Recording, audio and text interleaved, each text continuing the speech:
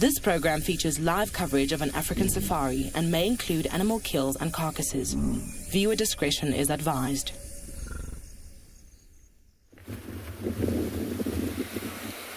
Good afternoon, everybody. Welcome to Djuma Private Game Reserve in the SABI Sands, where we are with a herd of impala and about to be blown away, and you are jumping on board your live African safari.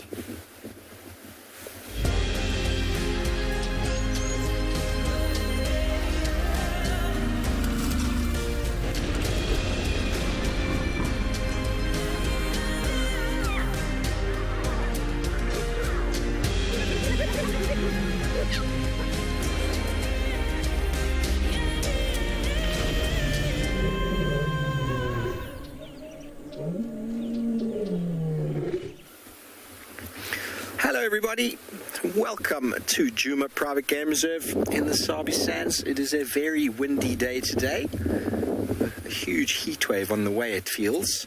This impala herd is hanging out in the open to avoid the wind, and my name is Steve, joined by Theo, pilot style on camera, and we are very excited to have all of you with us on board today. It is a beautiful day, 28 degrees Celsius, 89 degrees Fahrenheit, and as always we'd love to hear from you using the hashtag WildEarth. And of course, throughout the entire afternoon, we would like to hear from any kids out there. So please, can you, with your parents, send through any kids' questions to kidsquestions@wildearth.tv. Now, this herd of impala is a mixed herd. You can see there's some males and some females.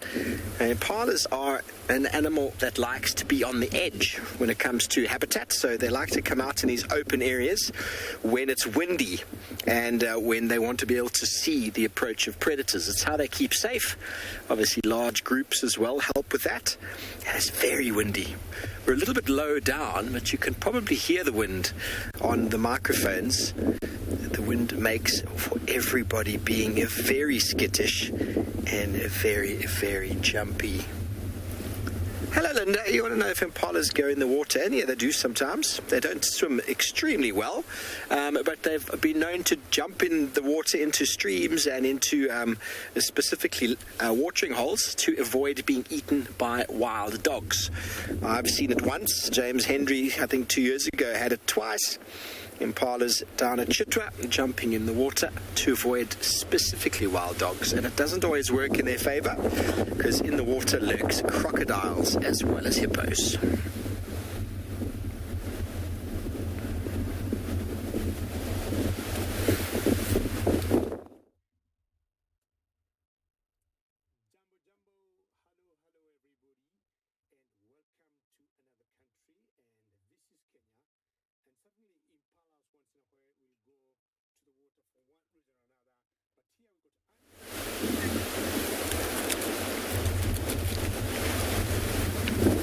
So everybody, seems like you are back with us. Sorry about any technical issues there. We are still with our herd of impala. They're looking in every which direction. Some of them have taken the opportunity now to ruminate, which is chewing the cud. They've been feeding for some time, and so they can maximize the digestibility of the food they've eaten. But in this situation, no one really wants to be on the edge. Everybody sort of wants to be in the middle. And it's quite common on windy days like this to find predators, lion and leopard, standing up and actually start hunting. Because the wind obviously helps with their masking their movements and makes hunting a little bit easier.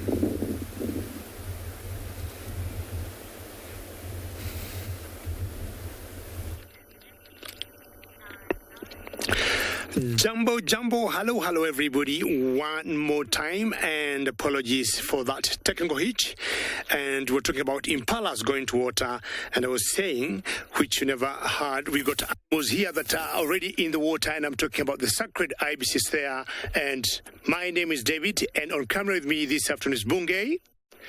It's a very warm welcome to the MAASAI Mara of Kenya. Now, ladies and gentlemen,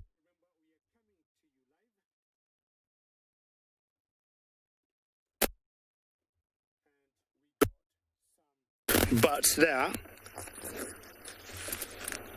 So the sacred ibis. And not only the sacred ibis, we got other birds in the party there. Now, it's such a warm afternoon in the Mara. We are talking of 26 degrees Celsius or 79 degrees Fahrenheit.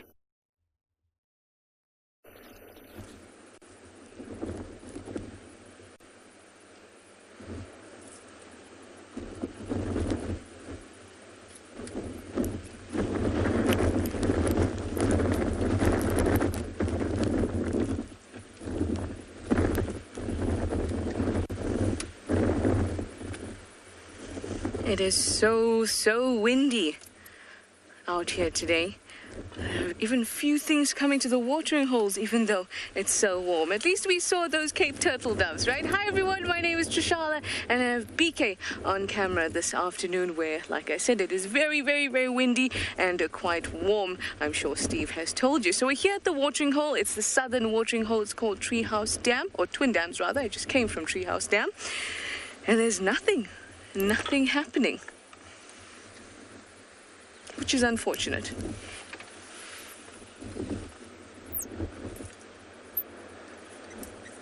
At least we managed to see our Cape turtle doves. You know, an outing to the bush is not complete without seeing Cape turtle doves and actually hearing them.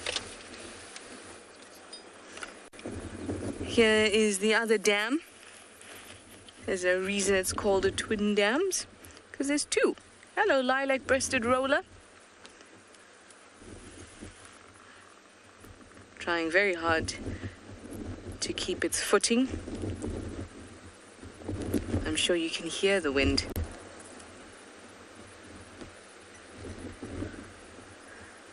I can also hear a blacksmith lapwing, but I can't see it. Now, where this lilac-breasted roller is one of my favorite places to come. Lots of little birds hang out there, and there's lots of good algae. Got to love some algae. Well, I'm hoping to find elephants today, and that's why I've been visiting the waterholes. I'm going to visit one more, and hopefully we'll get lucky.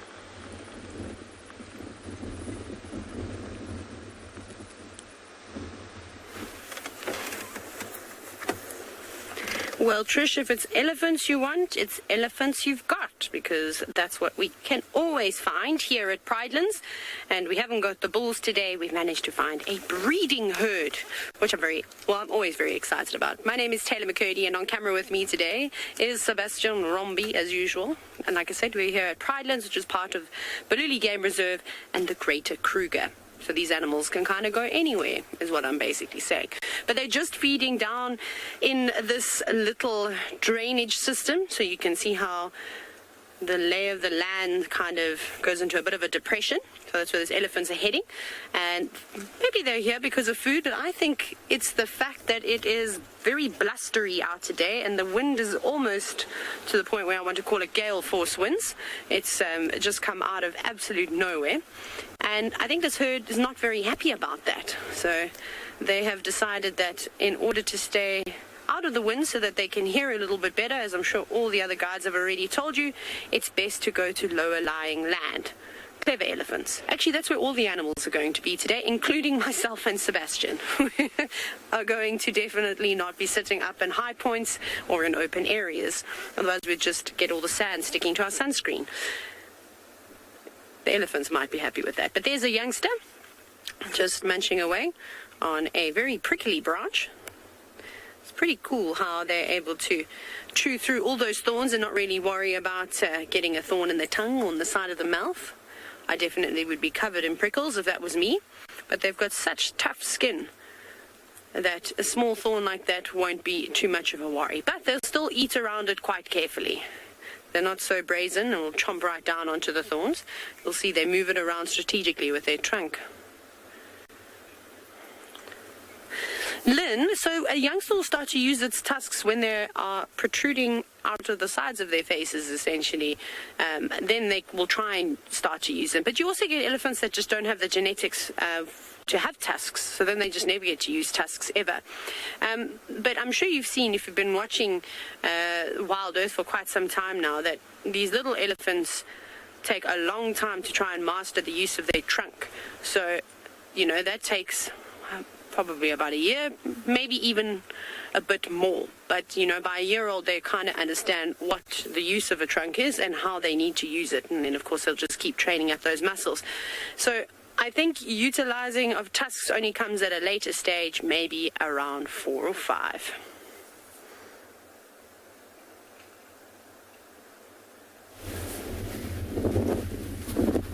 Thanks, Taylor. Sorry about the wind, everybody. It is really, really picking up now. Just trying to keep my hat down below the dashboard. But this herd of impala is really big. It's more than 50 animals. And you might think to yourself, they're all being very protective. They're all in a circle looking after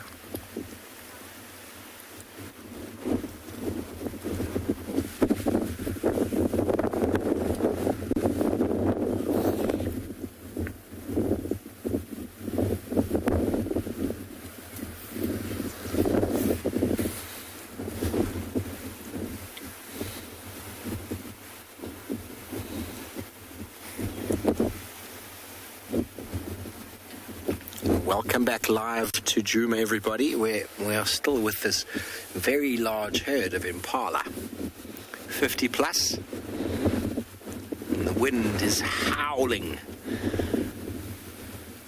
If this wind continues into the evening, there are going to be leopards with impalas up trees everywhere on the property. Predators really use this to their advantage. And one might wonder why impalas hang out in large herds like this. And there's a few reasons. One reason is more eyes, more ears to see the predator. And the herd mentality has been adapted over a very, very long period of time because individuals that went off on their own didn't survive. So the general trait is a better survival chance if you stay in a herd. Much better chance of reproducing, much better chance of passing on your genetics. And those herd animals did much better than the animals that didn't herd. And that is essentially why we get herd animals, and the strength in that behavior is quite profound. Now, you might think as well that these males are standing on the periphery, watching out, going, when the leopard comes, I'll fight it and help all these ladies. No, not at all. They just hope that they see the leopard before anybody else and manage to jump out the way. Being in a herd like this also has enormous amounts of selfish sort of behavior attached to it. Basically, being in a herd like this, they're hoping that if a leopard or lion attacks, they will catch somebody else, not me. Not me. Catch the weak one over there. Don't catch me. I'm strong. And that's why you'll see impala, when they see wild dog or cheetah doing this rocking horse gait, this sort of very strange run that they do. And that run is supposed to tell the predator, I'm strong, I'm fit, all 4 legs are working. Look out for my friend over there who maybe isn't running as well as me. He's much easier to catch. So it is a selfishness, but it is the way it works. The survival of the fittest, everybody. You've probably heard that term many times in your life. Survival of the fittest. The strongest not only will survive, but the strongest need to successfully breed. And that is how it works. And impala are prolific breeders. Majority of the females that you see in this herd are actually pregnant and will be giving birth in the next 2.5 months or so, sort of mid to late November. And then there'll be a whole new generation of impala. But over the next few months, the female impala, with their growing bellies, start to increase on the kill ratio when it comes to leopard kills. You'll find, due to the fact that they're a little bit more cumbersome, maybe a little slower, are caught a little bit easier than the males and the youngsters. Chuck, no, the males don't hang out at all on the outside to protect. What you'll notice now is we've got a group of males here, right between us and the herd, and in amongst that big herd at the back is a very lonely, strange bull, or not bull, but ram, who's actually walking around patrolling, claiming them all for his own. Although he's got nothing to really claim because they're all either pregnant or they are young males. So, but the herd mentality of that impala, who's in there, we'll probably find him. Let me see if I can find him. There is a male in the back who's just walking around and just herd. There's a couple actually on the far side. There's a few far on the other side, and there's going to be one, yeah, right in the middle. Two right in the middle. Just a bit more to the left, I think. There we go, his head's down. Middle of shot, a little bit too, yeah. A little bit more, there we go. There's one and a youngster behind him. So there's a bit of tolerance happening at the moment due to the wind. But these guys on the outside are just really not allowed inside. And the bigger, stronger males who are attaching themselves to the herd are basically just walking through and patrolling. And they keep pushing everybody around. And so these males are hanging out right on the periphery. But they're actually hanging as close to the herd as possible because they are the same. It's about the same mentality. Someone will see the predator before we do. And if we're close to that herd, or at least maybe the leopard will go for one of them.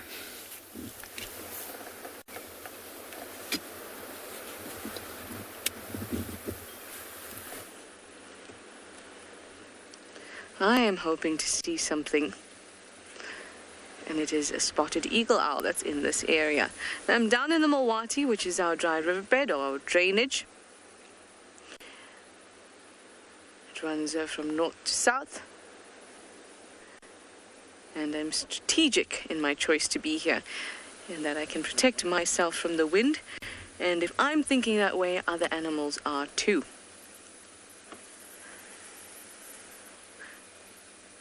I don't see our spotted eagle owl. But they are so well camouflaged. So it could be staring right at me and I wouldn't know. Well, over on this side, you can see that there's some light brown leaves that are kind of dancing in the wind there. Really, really beautiful with the light coming through like that. And that is a very, very young jackalberry. The young leaves of a young jackalberry. And you can see that they're that lovely color, not as green as the adults, and they're super soft, and I quite love them. In fact, they taste not too bad either.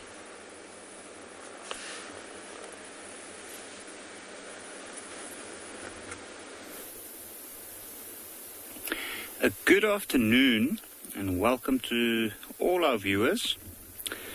And this afternoon on And Beyond NGALA, we are watching a vulture. That is a white-backed vulture, and it's in the nest. And as you can see, it's holding its head down. It looks like it's actually trying to weave some sticks into its nest there. It is a very windy afternoon here on And Beyond NGALA. My name is Yapi, and behind the camera we have Gert. And this afternoon we thought we'd set out trying to see if we can find any signs of leopard along the Timbavati riverbed.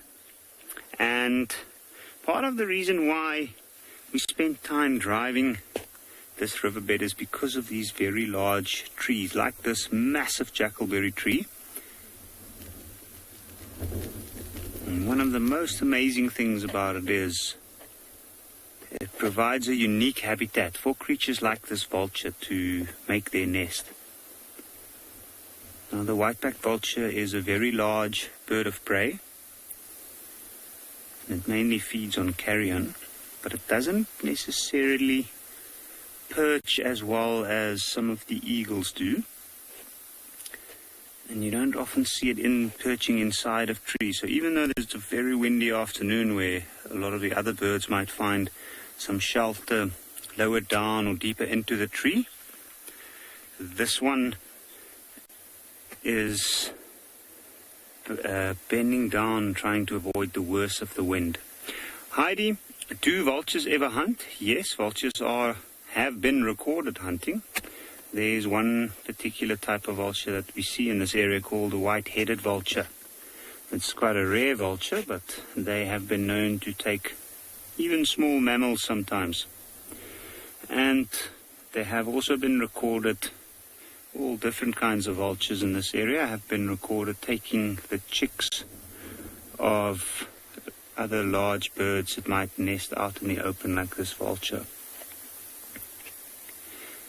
So I think we will probably leave this vulture to deal with the wind, and then we'll continue along the Timbavati riverbed.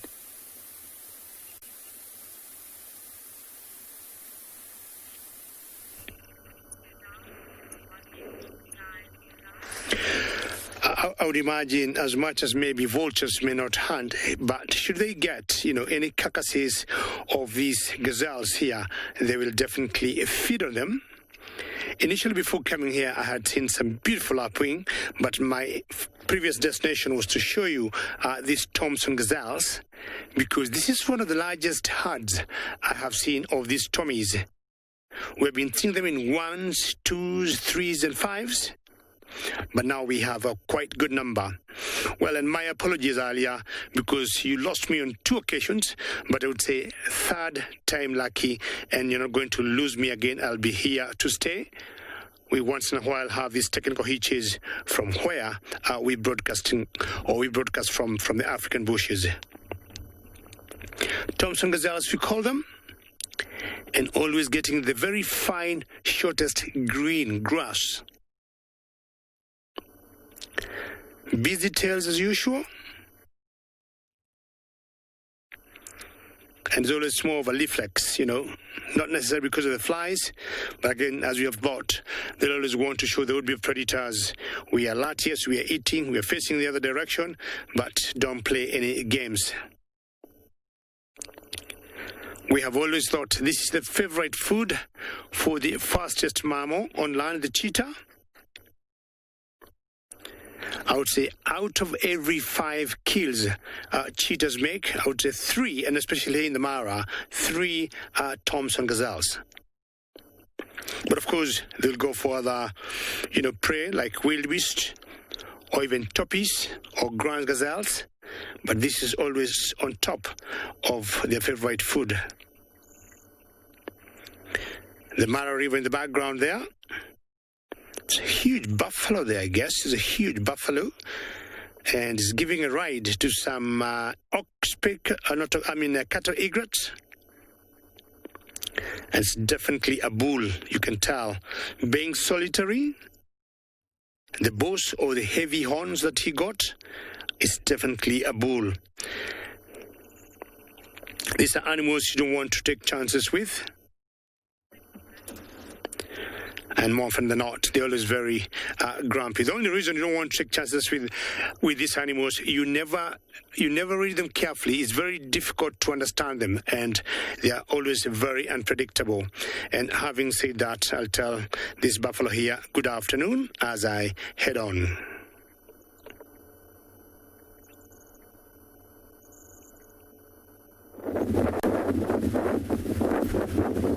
Thanks, Gigi. Well, we're still here in South Africa with our impalas, and just to show you the wind, everybody, that is the impala's fur being pushed up on its back from the wind that's obviously blowing from behind, coming from the southeast.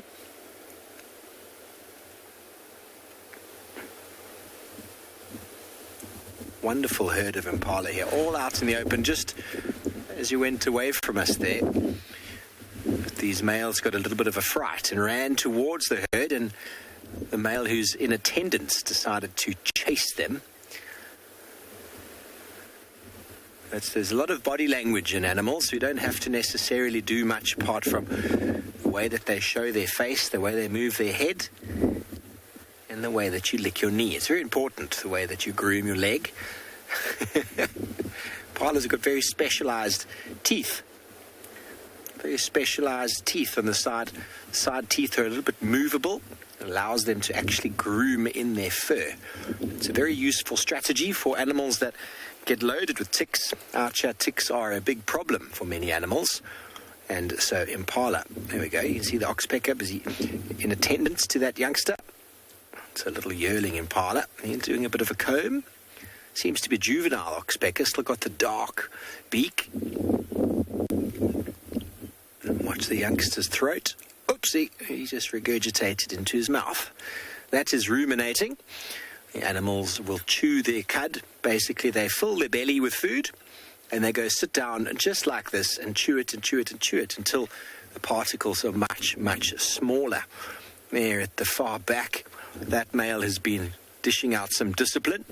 Now he's going to walk in, watch how he just moves and the way he looks, and everybody moves out of his way. He is the boss of this herd, and he wants everybody to know it.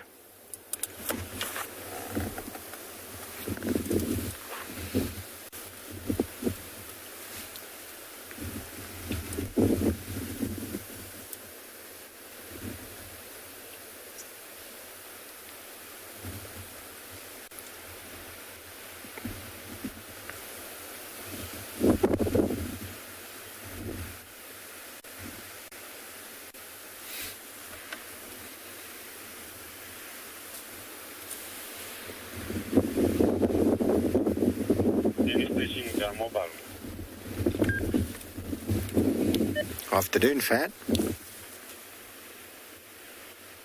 Afternoon, Paul. How are you this afternoon? Very good, thanks, and you?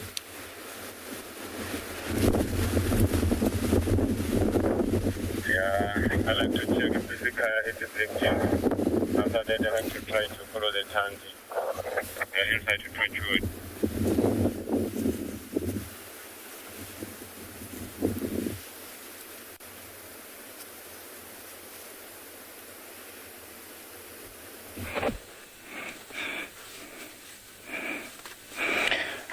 Very beautiful afternoon here in the Masai Mara. Hope you're well and happy. Good evening, good afternoon. My name is Isaac, and on camera I have Big James, and we are at the swamp.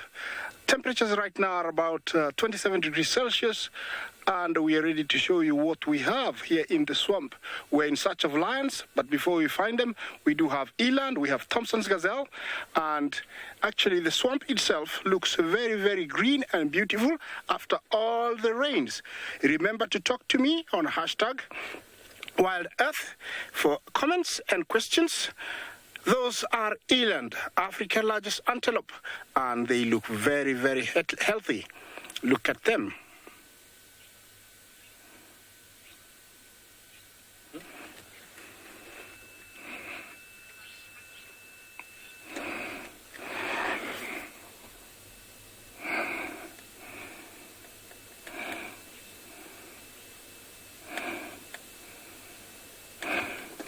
Welcome to Masai Mara this afternoon. It is very beautiful and green over here in the Masai Mara. My name is Isaac, and on camera I have Big James. Remember to talk to me on hashtag Wild Earth.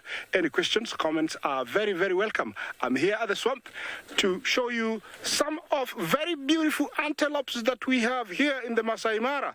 These are eland, a very shy antelope. It is the largest we find in Africa, and they all look like they are females, and as you can tell, they are telling me off. They're heading away from me, and over there is one side frame, really beautiful. Look at, is that a he?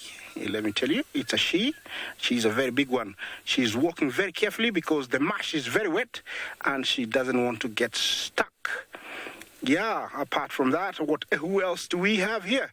Look at that. We have cheetah's favorite, Thompson's gazelle. There is one male eating away way back there with the horns. The rest are all females. They do have horns, but they're not as well, they're not well developed like the males. Wagging the tails is a sign of happy, sign of all is well, until something comes.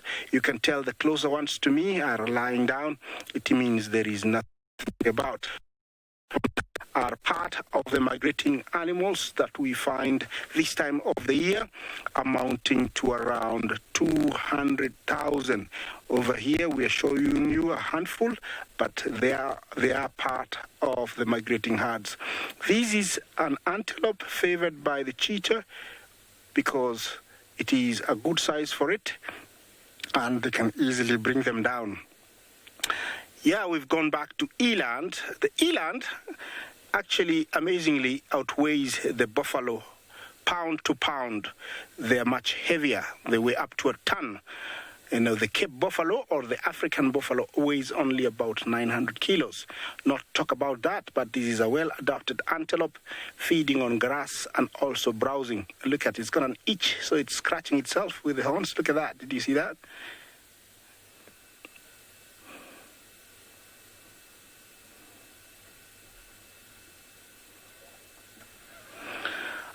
I didn't get the name, but I got the question. Do lions get the eland? If you could repeat the name while I, answer the question.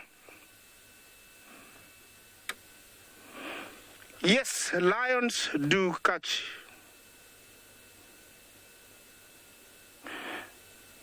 Three Pi 3, I think I heard the name.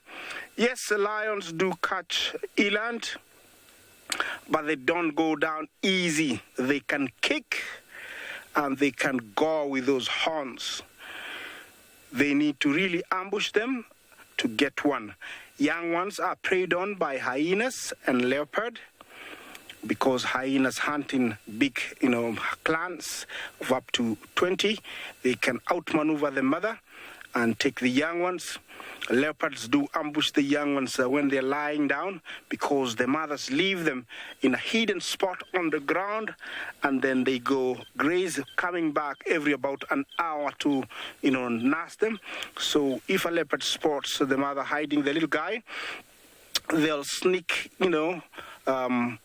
slowly and get the young ones. Those are the main enemies of the eland, but lions do bring them down.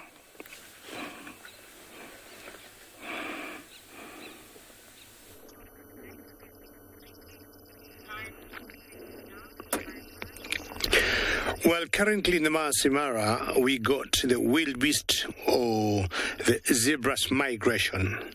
But once the migration is over, the lions are left with the choices of elands or buffaloes, like what we have here on the screen. And, of course, occasionally giraffes. It's always a very tough time for them, because they have to live with these big animals, sometimes dangerous. Elands are fast, they can jump very high, but buffaloes are more dangerous than quick runners. They can fight back, and they've been known to toss lions in the air or going, their eyes out using their horns. It's a very huge herd of African Cape buffaloes, we would call them. And remember, I told you earlier, it's a rather hot afternoon, and this is what most of the ruminants will do, just to slow down, rest, and, of course, start chewing cud. Look at that huge male there.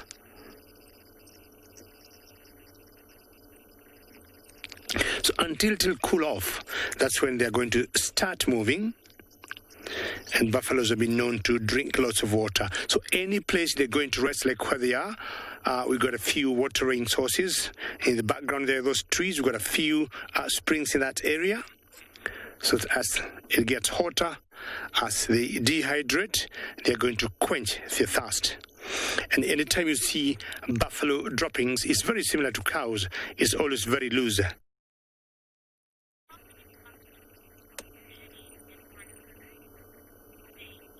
Sage, how many buffaloes are usually in one herd? Now, Sage, this particular herd we got here, my very quick estimate is about 300. I mean, we've got still others that are in the bushes there, but my quick estimate is about 300. And Sage, buffalo herds, you'll be surprised, could range from anything like 300 to 1,000 plus. 300 to 1,000 plus. And of course, two factors come in play, the acreage or the size size of the territory they got, and the amount of food available. Now, this is one of the herds I know of in the Mara Triangle, and also further south towards Serengeti National Park in Tanzania, I have known another herd that is always around that area and is always anything between 800 to about 1,000 buffaloes. So that's the second largest herd I know of. This one, pretty small, but yes, 1,000 is nothing out of the ordinary. The oxpeckers, like we saw, the cattle egrets, like we saw earlier with the other buffalo, you can see them flying up and down and walking in the grass. And these cattle egrets, basically, they'll be catching insects when these buffaloes move. But as yet now, they have to wait until there's a bit of mobility in these huge mammals.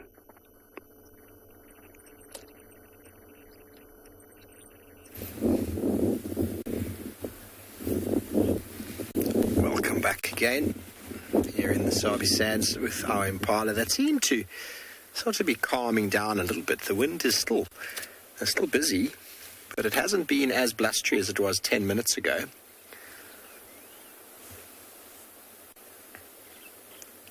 And they've started to eat. Hunger eventually outweighs fear.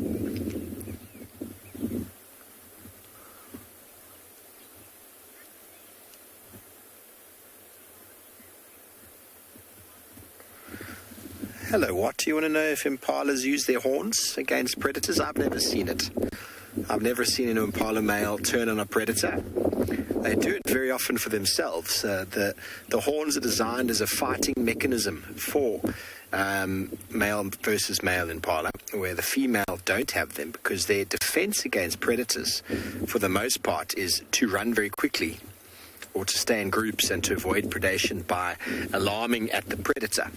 But a big male impala still is formidable with those horns because the horns can still injure an animal when they get taken down. So, but I've never seen an impala physically turn on a predator and use the horns for defense. They probably could, but it's not something that not a strategy that they've really learned to use. Although they're normally very busy at chasing each other around, and the males can fight very aggressively for the right to mate. And the average impala weighs more than the average female leopard. Quite a bit more, that is.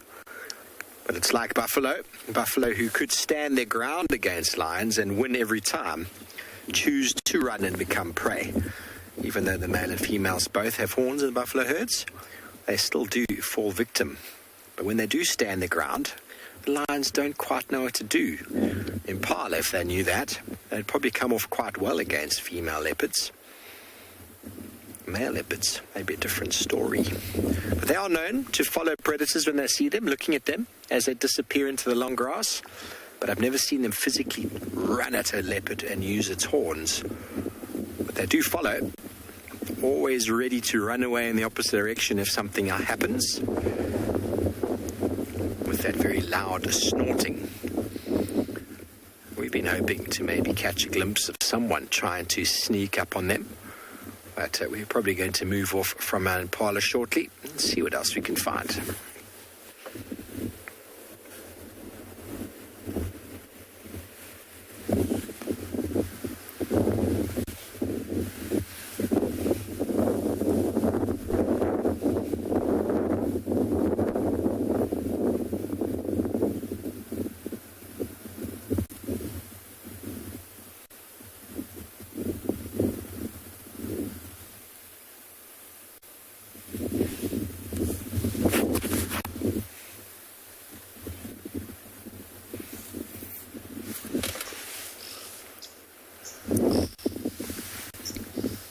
Hello everybody, we are still here with our wonderful herd of impala.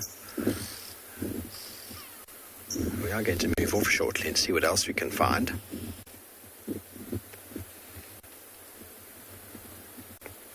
The herd seems to slowly be moving back towards the drainage line.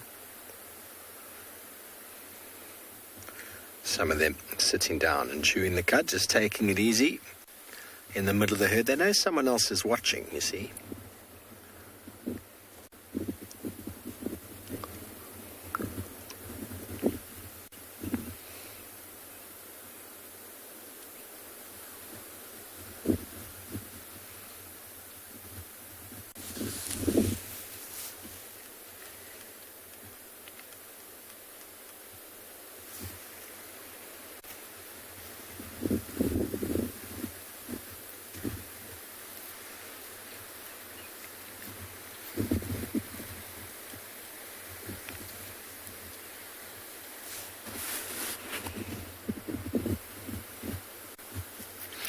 back live to the SABI stands, everybody, where we are with the most abundant antelope species in the southern hemisphere, and specifically in the Kruger National Park, the rooibok in Afrikaans, or the impala.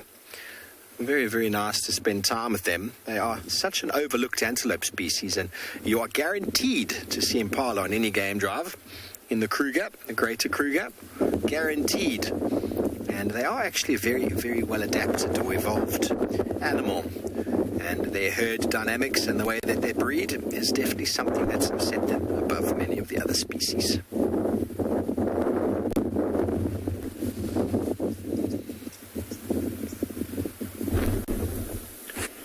Welcome back to our adventure along the Timbavati riverbed, where I wonder if our viewers can spot what we have here.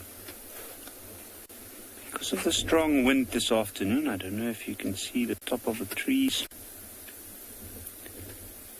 We thought it best to drive in the riverbed, where at some points where the river turns away from the direction that the wind's coming, which is a strong easterly this afternoon, the animals come to shelter and also to feed because of the bit of greenery that's here. And if you have a look there, right in that bush, you can see there's a animal hiding away there. And he's busy feeding. You see some white markings on the face, the broad tail, and a white line coming down the back. Big, big ears. You can see he's just picked up on something with those big ears. And that's a young male bushbuck. And he's standing up right against the steep bank, busy looking for some greenery in and amongst the trees growing on the bank. Now, it is quite a tricky animal to see. You can see he's trying to balance himself there. There's a lot of loose plant material on the ground there, so as he's trying to reach over to grab a leaf deeper into the bush, he lost his footing a little bit and he sunk in. And I think maybe he might be standing on some of those dried out grass beds there. So he's constantly trying to reposition to get grip and keep feeding on whatever he's feeding. His back look arched. I'm sure he's stretching out his neck. Tracy, he's extremely nicely camouflaged. I agree with you. And I think that's part of why he's moving within this dense bush. He is on his own. I haven't seen any others nearby. And I have seen some kudus that's also been hiding away in the thick bush along the riverbank this afternoon, as well as some giraffe. Now imagine having to look for food that's moving all the time, like this bushbuck. Imagine the leopard moving along the riverbed at this point. How well adapted they must be to see something like this from a distance. Best spot would be on the bank. That way it's hidden away. Otherwise, out in the open, in the riverbed itself, not only exposes the animals to the strong wind, but it's also right out in the open, and any predator laying nearby, very still on the bank, might be able to see it clearly. And then we see those white markings on them.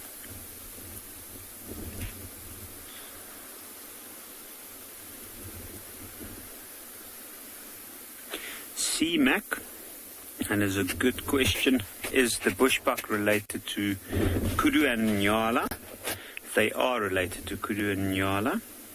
They are one of the smaller species within the larger family, but they are related to the two. So they've got very similar habits. They look a little bit different. It's almost like a mixture of the two. The coat is not quite as busy as the NGALA with all the white stripes. And the male and female look a little bit closer to each other than the difference between the male and female NGALA. And then, of course, it's not nearly as big as the kudu.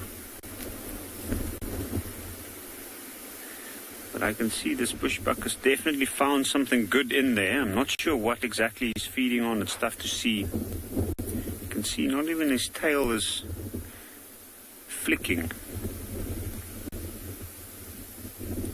I wonder what he might be doing. There we go.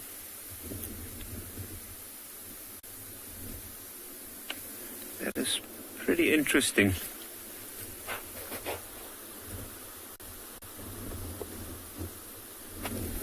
It looks like he might actually just be standing and checking the area out. Maybe it's that he's reached that point where there's enough shelter there from the wind to hear. He knows that nothing can come at him from the top.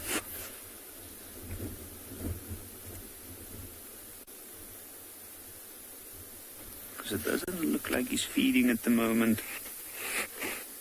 Maybe there might be other bushbuck nearby that he's aware of that we are not aware of.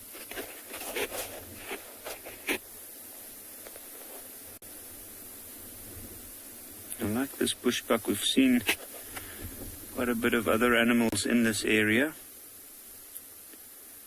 And there's a little bit of water further up the river here that we'll be going past and not long from now.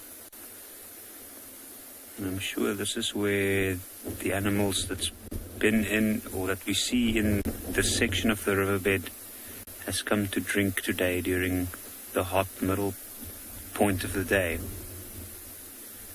It looked like he just got a bit of a fright there. You can see the heads moving up and down again, trying to reach the higher up leaf. Tree are bushbuck solitary animals. Normally you'll find them moving together in groups where there is females as well as younger ones, the females and their younger ones. And then also within that area there's usually a couple of the older males that's still young that hang around. And then one big male that might be moving into the area, and he might on occasions push the younger males out of the area if there's a female that might be in heat. So they're definitely a little bit social. You do find them off on their own, male bushbucks like this one, for instance, on occasions, and especially outside of the camp, because we mainly see the bushbuck in the camps around here on NGALA. It's actually quite interesting to see this one. This one is quite far away from the camp. Out here, it's very difficult to see them because they blend in so well and they hide so well.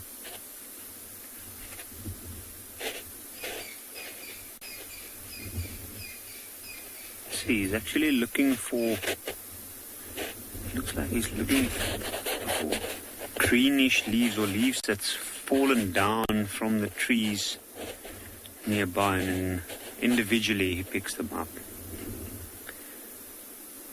But I think we might leave this one and continue along the riverbed from here.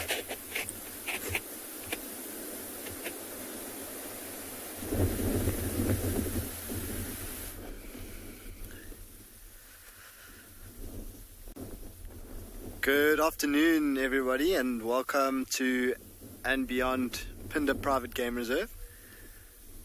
We are just out in a beautiful open grassland. The wind is still pumping today. My name is Grant, and this afternoon Craig is behind the camera.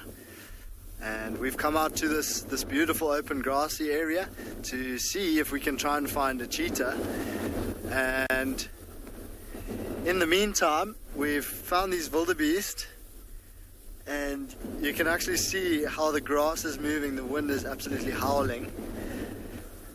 Some of them are standing up, but most of them are lying down. And it seems they're just trying to bide their time while they wait for the wind to die down. See how they're all facing in a similar direction. And that is, of course, to combat the wind. So the wind blowing, sorry about that. The wind, what they like to do is to turn their back to the wind, so that anything that comes from behind them, they would more than likely be able to smell. They'll quickly turn around and have a look to see what it might be. And also they don't want the wind. We've all experienced it when the wind is really blowing hard. You can actually hear that loud noise on your ears. It dries your nose out and your eyes. So they sort of turn their back to the wind so that they don't have that horrible experience. We've come out to this grassy area because we heard from some of the other habitat guys on PHINDA that there was a female cheetah out in this grassland earlier today, and so we are just going to be checking as carefully as we can to see if we can find any signs of her. She's more than likely doing a similar thing to these wildebeest.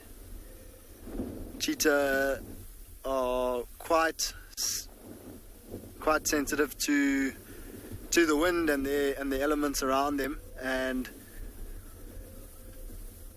she won't want to move and be too active in these conditions because she might miss something that could be potentially dangerous, and so she's holding tight as well. So could be tricky to find, but we're gonna try our best.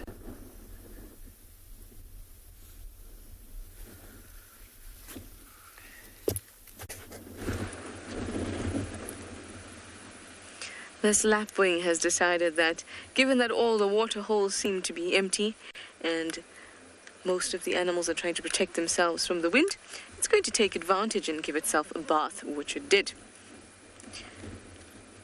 Slightly bad idea, considering that the wind has loads of dust in it. But hey, I'm not a lapwing. Giving itself a good clean, shaking all that water off. Now this lapwing is a resident here at this pan. I see it almost every day.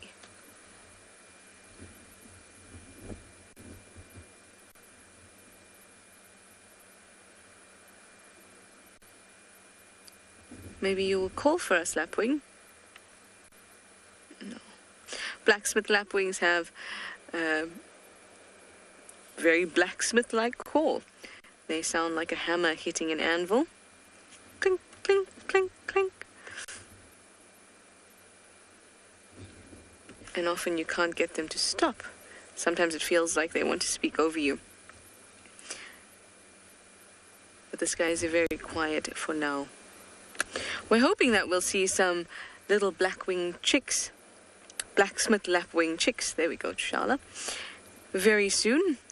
I saw a few sitting down on the water's edge today. I thought perhaps they're sitting on some eggs, because they are ground nesters.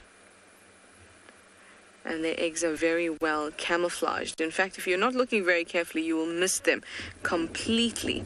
They're kind of creamy with brown bits on them, dark brown bits on them, so they're quite mottled and they blend in very, very well to the grass and the ground. But hopefully we'll be getting some little chicks soon.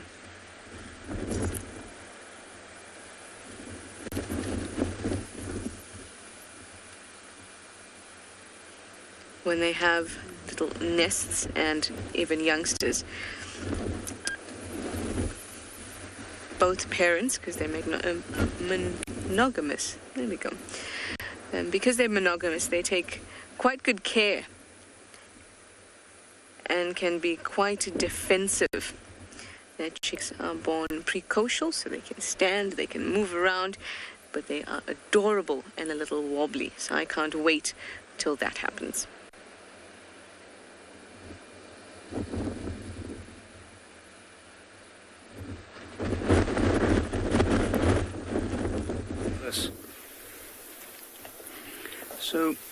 How amazing is this?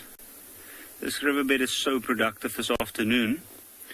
As we were driving along, not far from where the bushbuck is, there's a watering hole nearby. And then we came across this fish eagle. And it's busy feeding on something. Now, I didn't want to get too close because these birds do tend to fly away if one gets too close, and we're quite far off at the moment, so it's tricky to see exactly what it's eating. But if I'm not mistaken, it looks like a kind of fish.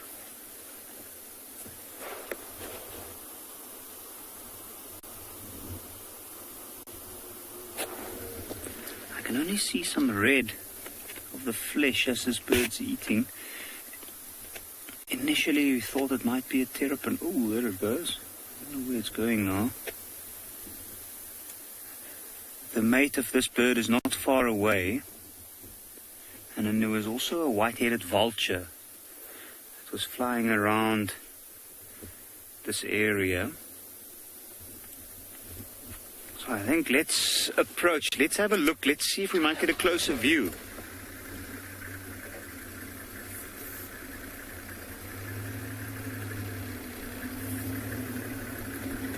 Now, straight up ahead, there's a area with some rocks that I don't know if it's the female or the male, but the mate's sitting right at the top of that rocky ledge on a branch. And beneath that's where that puddle of water is. Now, that's a puddle of water that's still left over after the season's rain. And although it's very dirty and very small, there is some animals that come down to have a drink there.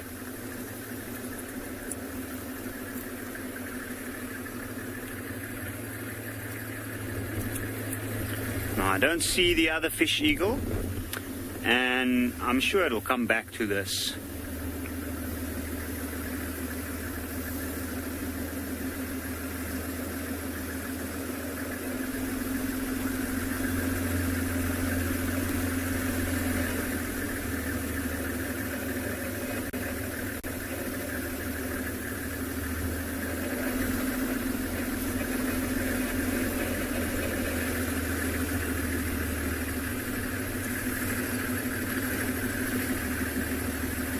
So that is absolutely incredible. It is a barbel or a catfish of some sorts. It's very difficult to make out exactly which one it still is.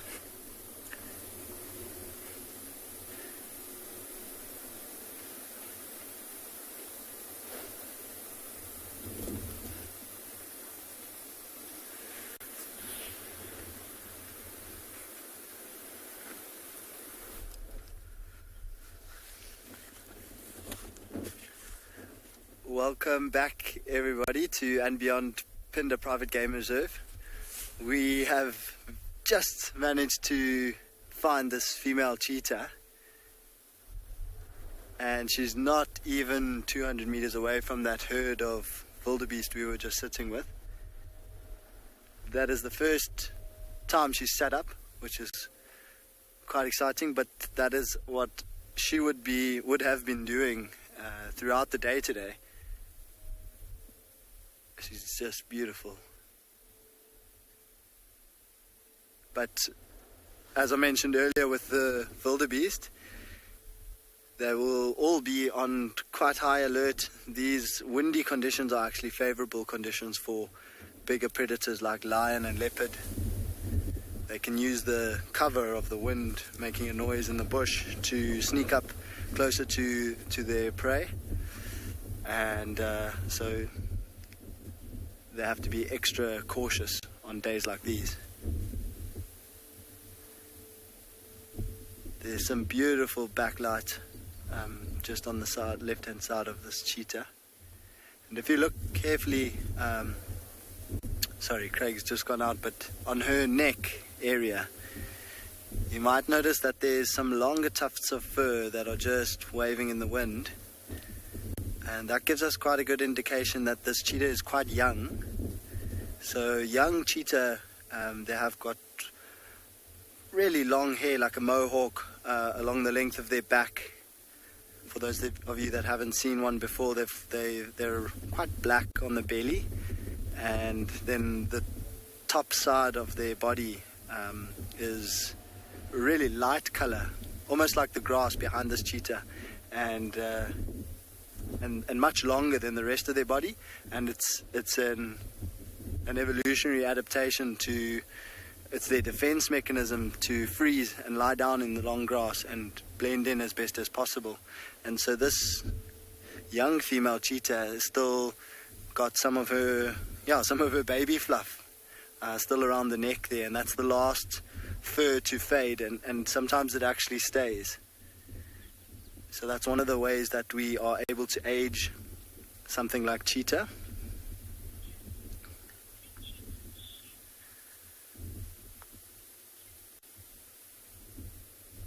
Will a cheetah shed its winter fur, Catherine?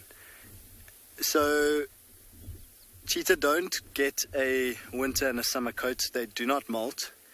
The only fur that they do lose over time is that fur from the length of their back, and that happens as they get older. It's not according to seasons.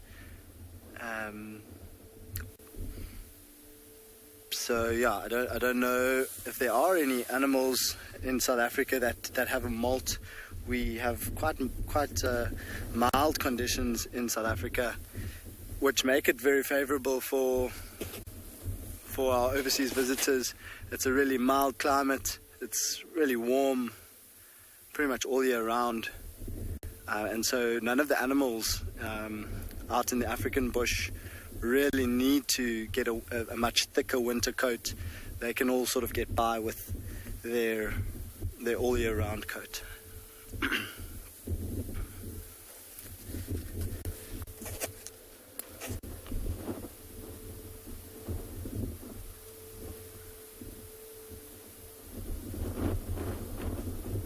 So she's just got her head up. She's scanning around.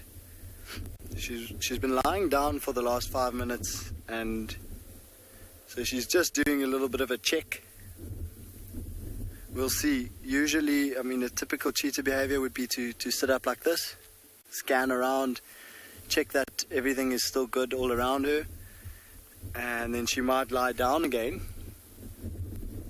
But I'm not too sure what this cheetah's been doing throughout the day, so we never know. She may move off potentially to go and hunt. If we look at her belly, it doesn't look too full. But what we're going to do is we'll just spend a little bit longer here and see what she does.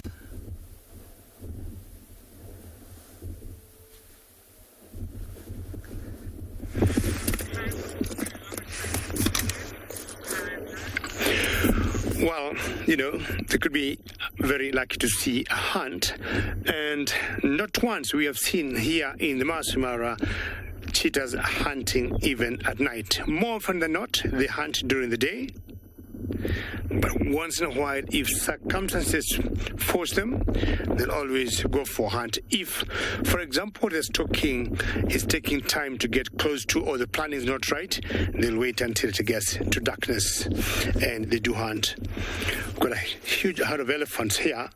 Earlier we had a huge herd of buffaloes, and with the buffaloes were the cattle egrets, and apparently we still got the cattle egrets where we are.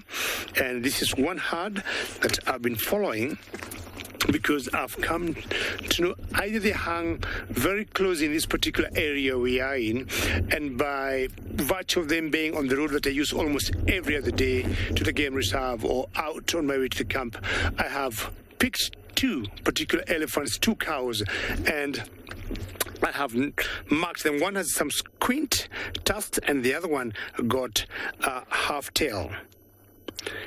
Can't tell from here which one is which, but this is the particular herd, and they love to hang around this area. See how green the grass is compared to the grass we saw where the buffaloes were? an indication it's not as hot, because you notice they're not flapping their ears very much currently. When it's hot, it's always busy body organs to keep flapping them to try to cool off. But you can tell they'll open them out.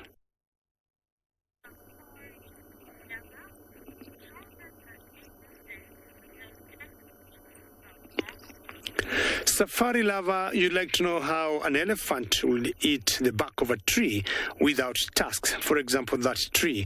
Now, what happens, elephants are very social mammals, very social animals, and if, say, the matriarch or the lead female will pick that, we have seen them just tearing barks of trees down to be able to share with the ones that do not have tusks, because the cambium in that part of the tree is very important for the elephants.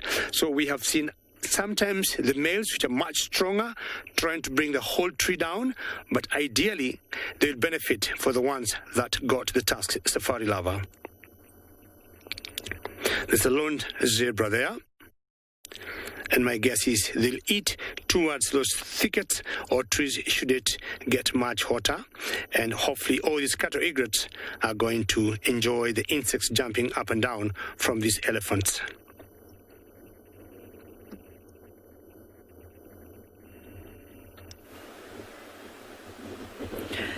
There we have the rear end of a few different animals. We've got, of course, the warthog and the impala marching away from us.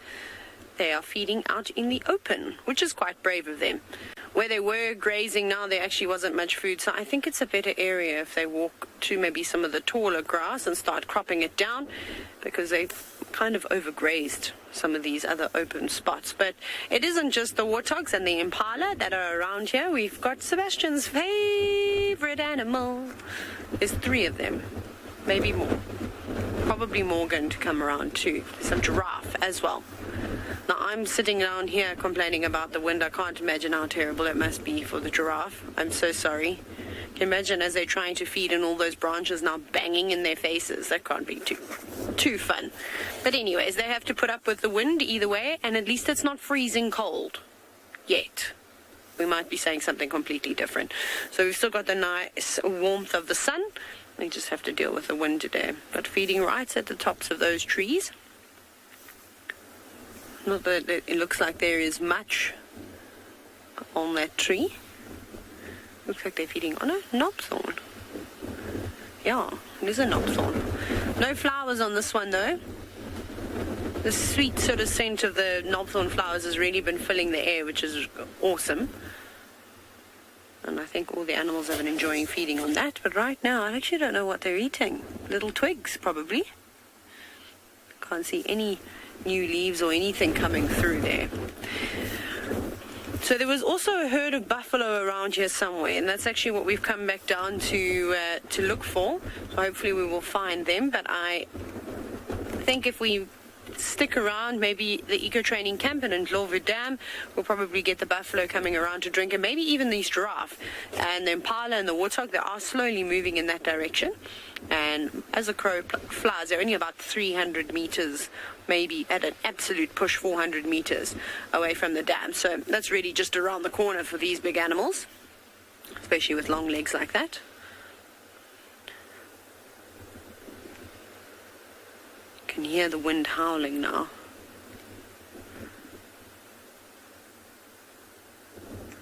Very nice though to see them all out here. I would like to see some big cats. Maybe today's the day. We've been dry now with no cats for a couple of days. But there are some leopards due to visit Ndlovu Dam. They kind of do that every week or so.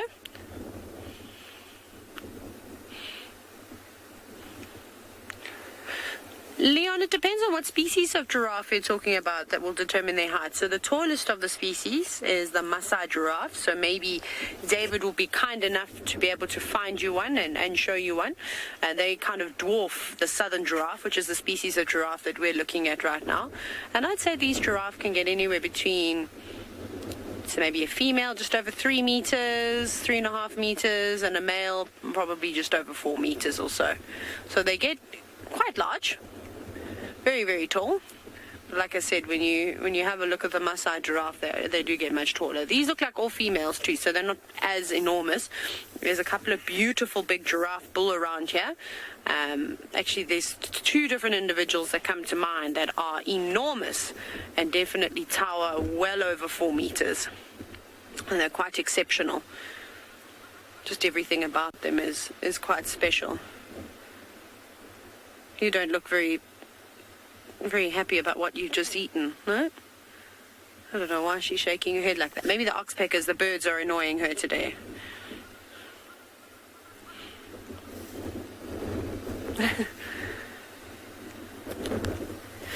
Ian, so, I mean, obviously giraffe are browsers, so they eat leaves and they'll take flowers too.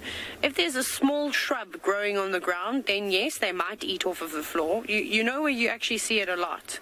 It is in the MAASAI Mara, or in the triangle.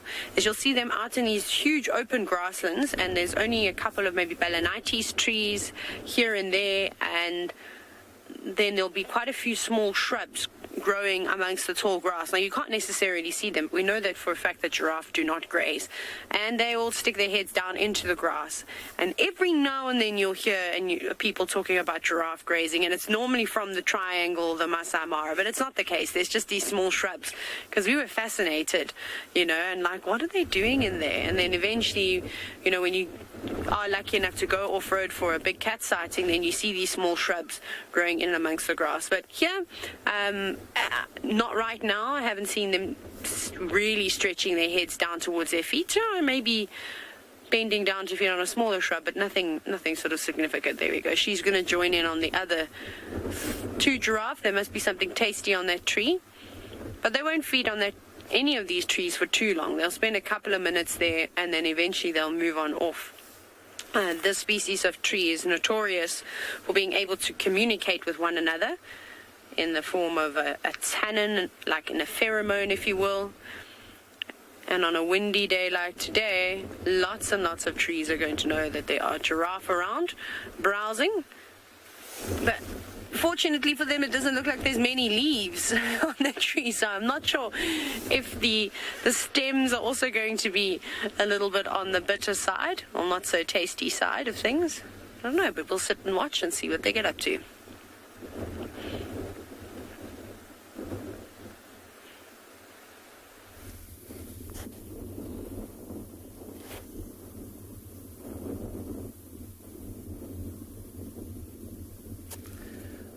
Welcome back to and beyond PHINDA Private Game Reserve, everyone. We're still sitting with this female cheetah, and she is starting to show signs of becoming a little bit more active. She's been grooming herself and yawning for the last few minutes. See how she's still, and there was a yawn, fortunately in the wrong direction.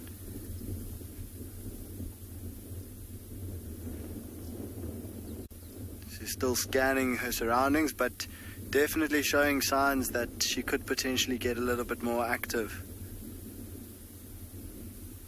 See how she's facing into the wind now, but she's got her ears tucked back against her head. And so she's making sure that because she's looking into the wind, she's trying her best to hear what's going on behind her.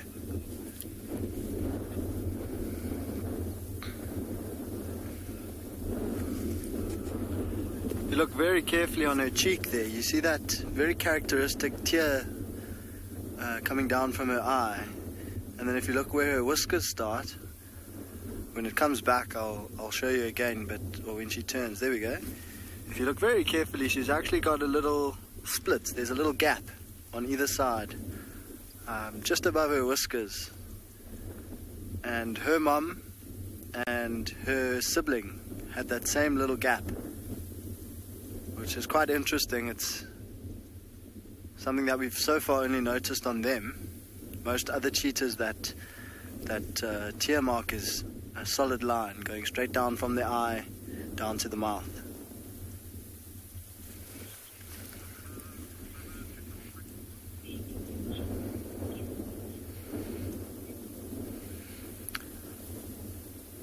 how big do cheetahs get, Rosalind? So this female cheetah, she's in the region of about 50 kilograms, and a big male cheetah can get up to 65, 70 kilograms. And she, as I mentioned earlier, she is still a little bit young, so she still has some growing to do. She might fill out a little bit more sort of in her shoulders and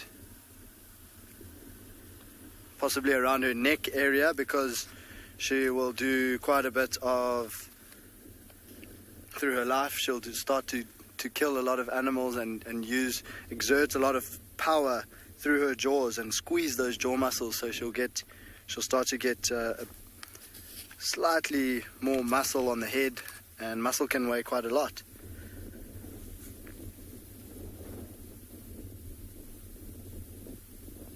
So I'd probably say, yeah, she's in the region of about 40 to 50 kilograms.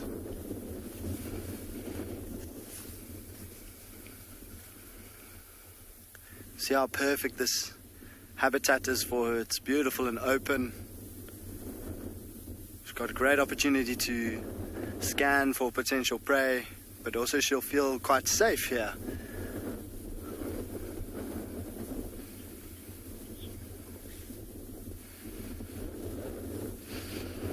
Tyler, that's a great question. Typical prey for cheetah are, especially, so let's go with this young female to start.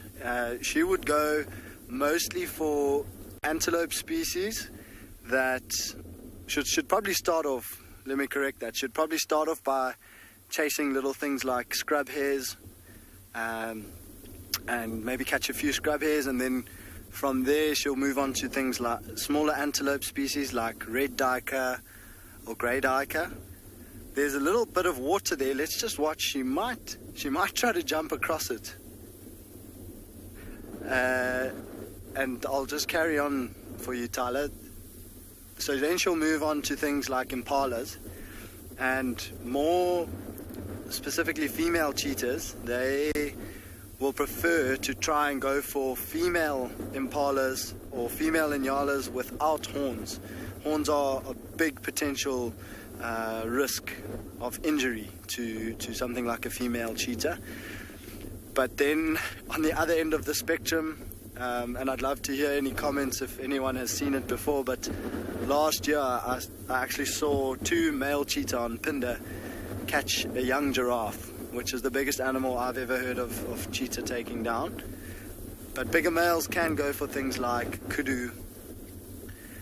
For now, we're going to stick with this cheetah and see where she goes.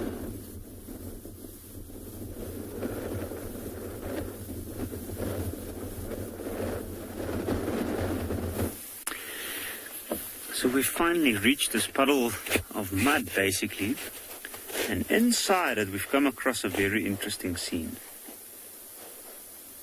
If you look there, you'll notice some movements within the water every now and again. It's kind of snake-like in a manner. The eagles have flown off, so we've decided to move away from that catfish. We couldn't see exactly what type of catfish. I'm sure it was a sharp-toothed catfish. And here in the puddle, in the last bit of water that is left in it, we find a whole bunch of them huddled together right in the middle. Every now and again you'll see some of them wriggle. And I think that's where the catfish that we saw the eagle eat earlier came from. Now, these catfish are known. There we go. Have a look. As soon as one moves, all of them moves.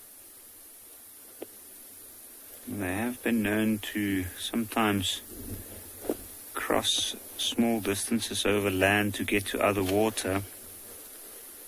And I think with that one, maybe either he got caught out of the water, or he maybe just didn't make it. But this is quite a dire situation for these fish. And we often see this towards the end of the dry season.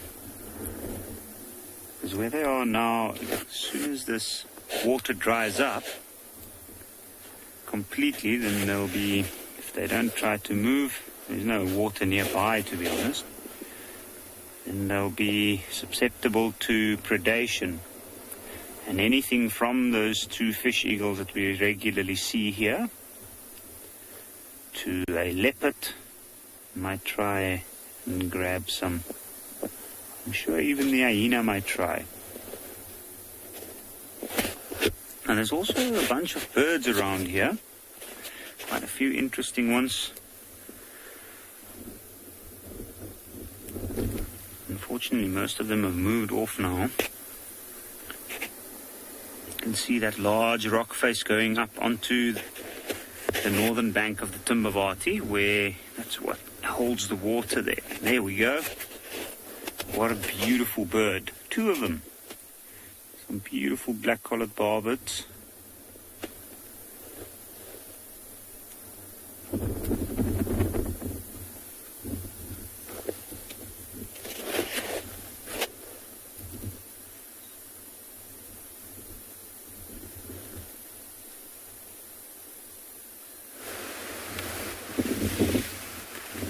Good afternoon and welcome to the SABI Sands to Juma Private Game Reserve with a lovely squirrel in a tree. And the wind is howling, everybody, and well, my name is Steve, joined by Theo Island-style camera. And as always, we're excited to have you. And what's interesting about this sighting is we've got a squirrel in the tree as well as a monitor lizard. Now the lizard is stuck in the, well, it's in the hole. We can just see its tail. Well, that's the squirrel, and there's the monitor lizard.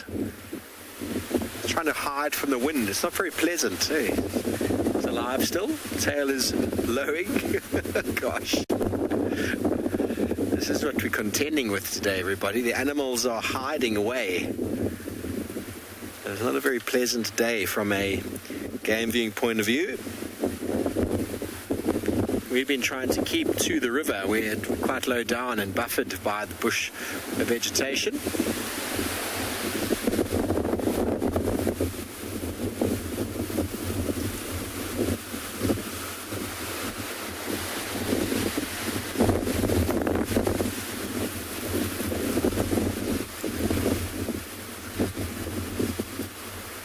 Poor little squirrel. It's probably his hole that the monitor lizard's in. Just wants to go to bed. You know those windy, uncomfortable days, everybody? You just want to go shield yourself away from it all. And there's a dragon in your house. I wanted to, has it even gone further in now? Only a little bit of the tail sticking out.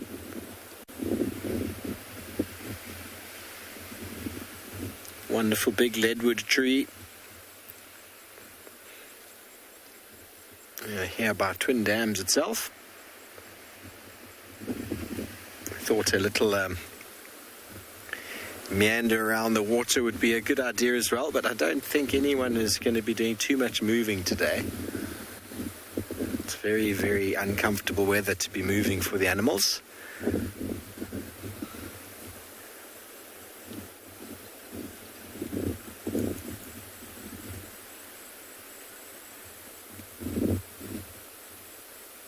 Oh, I actually see. So, right in there, it's either just trying to hide from the wind, or it's looking for some eggs. Nabil, you know, monitor lizards climb trees in search of babies, baby birds, baby squirrels perhaps as well, and eggs. Monitor lizards are very, very good at figuring out eggs and finding out where eggs are. And I don't know if that's what it's doing right now. Anything could be living in that cavity. It also could be where it likes to hang out. They also need to hide away from time to time from predators. And when the temperature or the weather is like this, the wind will cool the reptile down. And it's keeping itself a little bit warmer by having the sun on its tail, while the rest of its body is hidden away. So what exactly it's doing in there, it's hard for me to tell you. But They are very good at climbing.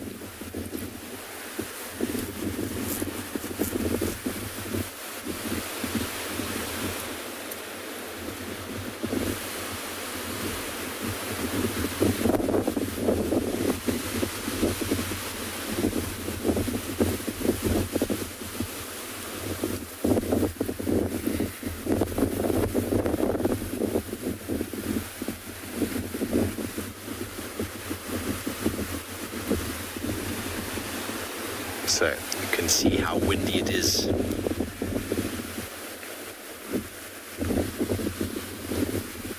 If we are lucky enough to come across some predators, there's a very good chance they'll be moving. Everything else will be trying to hide away like this monitor lizard.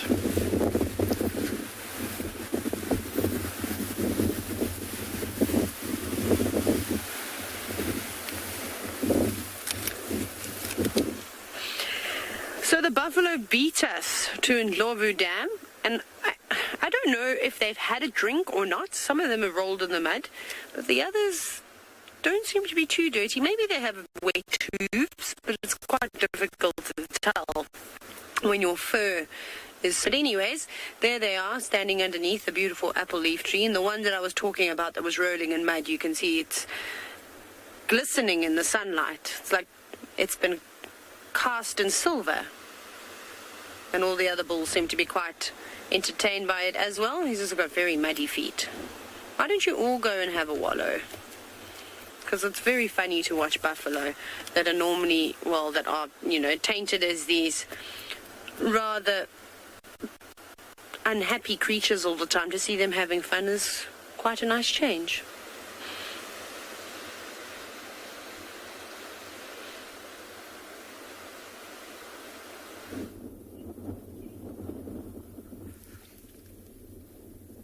Welcome back to and beyond PHINDA, everyone. We are still with this female cheetah. She's just found perhaps a slightly more comfortable spot, or a spot where she feels a little bit more comfortable about her surroundings. And as we came a little bit closer, if Craig goes out a little bit, you'll be able to see that the stream that I thought she might have to jump over is nothing but a little pan, so she just ended up walking around it.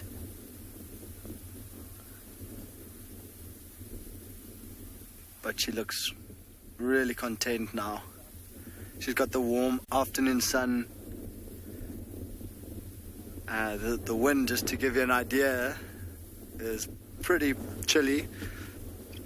It's about 24, 25 degrees, but the wind is making it really chilly, and most of us have got our jackets on already, so she's definitely been feeling the cold today.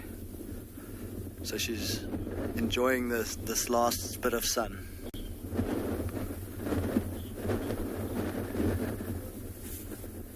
So Katie's saying that she looks pregnant. It would appear so, Katie, but she is still quite young, this cheetah, so she's only recently gone independent from her mom. And it will take more or less another 4 to 5 months, maybe even 6 months, before she starts to come into estrus. And so that little bump that you can see in her belly is the remains of her last meal that are still being digested. So unfortunately, she's not pregnant, but hopefully she will fall pregnant soon. We're all desperate all over South Africa for more cheetah, and cheetah are heavily under pressure from other bigger predators, and so the more cheetah that we can get through successful wild breeding, the better.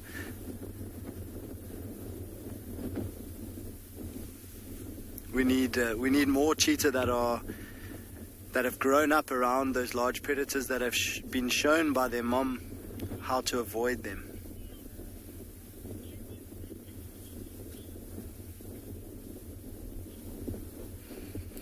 Can cheetah run at a full speed for sustained distance, Celeste. So yes, they have to be able to, but in general, cheetah can't sustain full speed. Sorry, so when their tummies are full, cheetah definitely can run at full speed, but not for a sustained distance. So even when their tummies aren't full, cheetah can hit their top speed, but they can't keep that speed up for a very long time.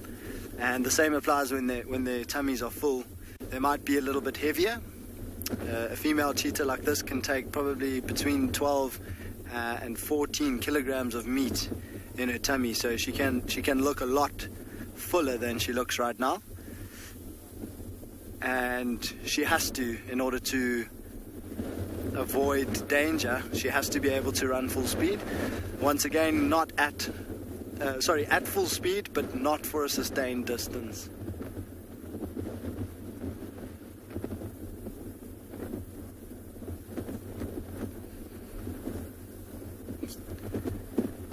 See how twitchy she is and very nervous still.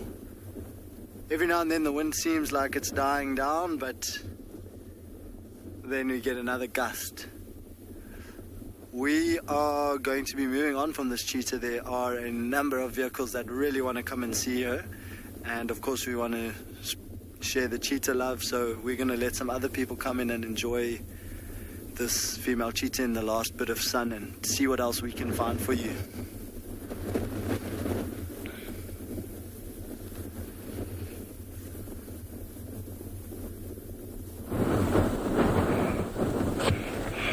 Welcome back to the Mara.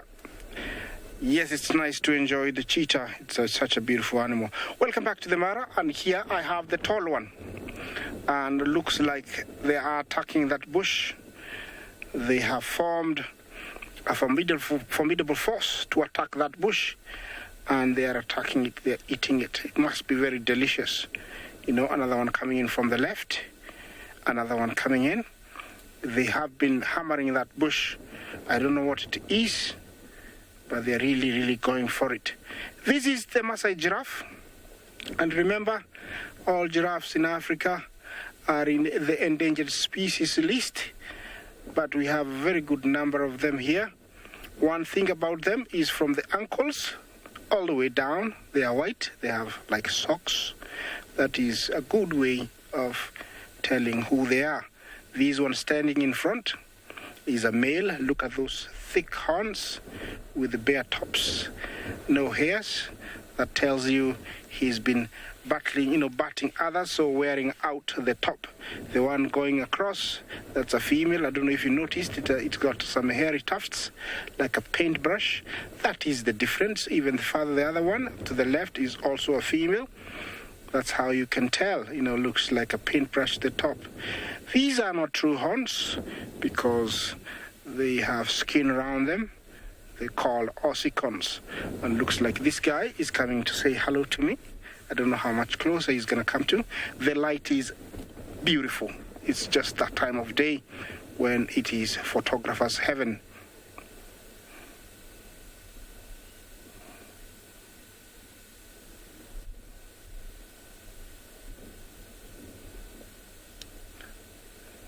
Crazy is something, gets stuck on the, I don't know where.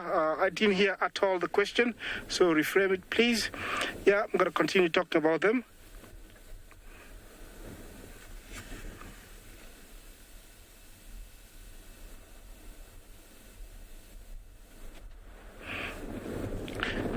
Kirsty asked if food is possible to get stuck in their throat.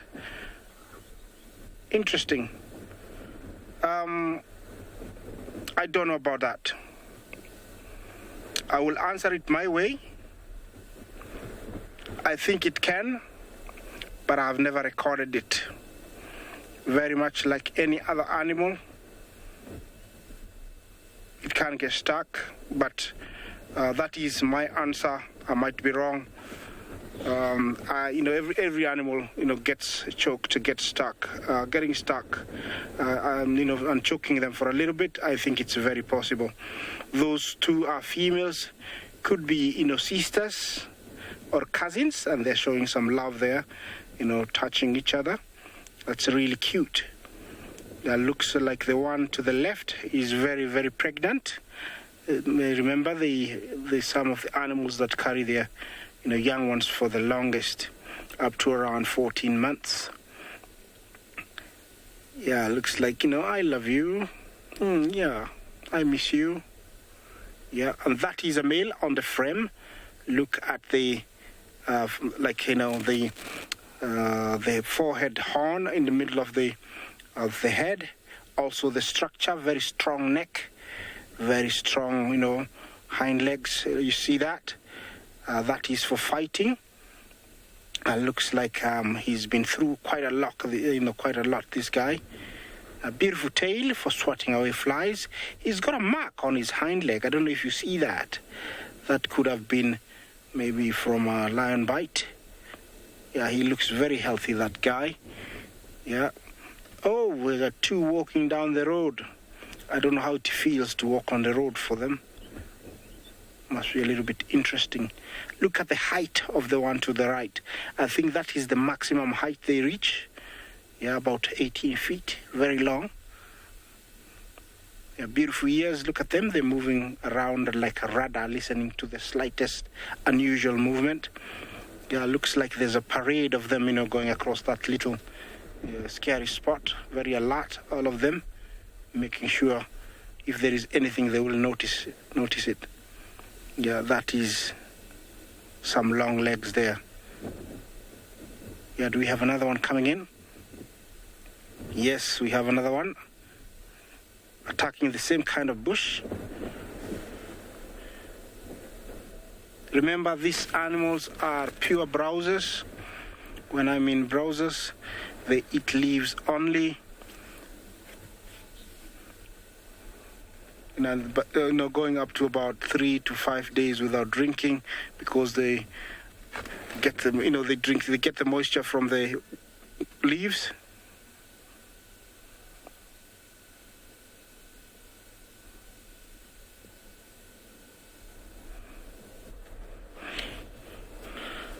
Jasmine, you asked something about getting struck by lightning. Never heard of, never seen any giraffe, struck by lightning. And mind you, in these parts of the world, we don't get that much lightning. We don't get much, tornadoes, twisters. Mostly what affects these parts of Africa is drought and flooding. We don't get those other, natural disasters like earthquakes. We don't get very many, touch wood. We don't get them. That is another very big male. He's much paler in the head. I don't know what they've had. Look at that. Look at the behavior. It has changed. Look at that. I don't know what they had. But definitely there's something. You see that male, he just started walking much faster to the right. I don't know exactly what he had. Definitely there was something there, because the behavior really changed all of a sudden. We might find out what it is. The other one stayed, but you still can tell it's very, very alert. Not worried, but very alert, looking around. I think nobody is sure where the noise is coming from, and that's why, they are looking around. Look at that. Are you going to relax? Where do you think it's coming from?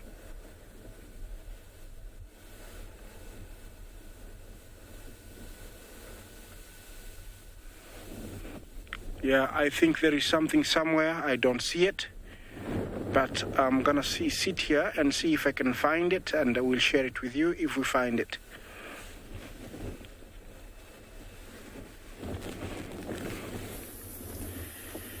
So we're still in the vicinity of this watering hole, and we are currently having a look at these two fish eagles. Now they've returned to the area where the dead catfish was, and they're trying to balance themselves on the treetops. As you can see, the wind is pretty strong over here. Where they are, they're right in the bend of the riverbed, so they're catching all the strong wind there, but I think they're waiting to get back towards where the catfish is. There's a couple of other birds that's come through the area now, and I think that's why the one flew off earlier, because there was a white-headed vulture that came in, and then a third fish eagle joined in this area. Now that one looked a little bit younger, and I'm not sure. It might be a chance that it's a young one from this pair. Ooh, have a look at that. Ooh, and the branch broke.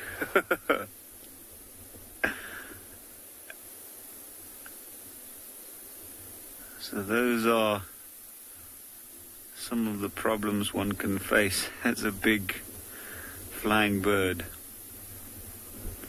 It looked like a dead branch, and at first it was an excellent idea to go and sit there, but due to the strong wind and the weight of the bird, it broke just as it went towards it. I always find it fascinating to watch, especially large birds of prey on a day like this. They're highly opportunistic, and they do, even though birds with specific feeding habits or specific prey preferences, like the fish eagle, they'll take advantage of the situation full. And I think these two are just waiting to see what might happen, because there's still quite a large part of that fish left in the riverbed, kind of below where they are. And we're hoping that we might see one of them go back down towards it.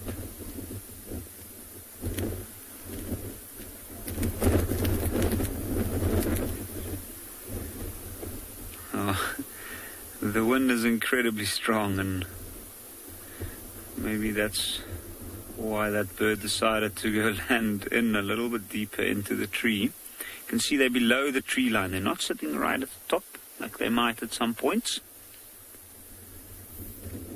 There's a bit of sunlight coming from the western side and catching this area, draping the whole area in a warm light.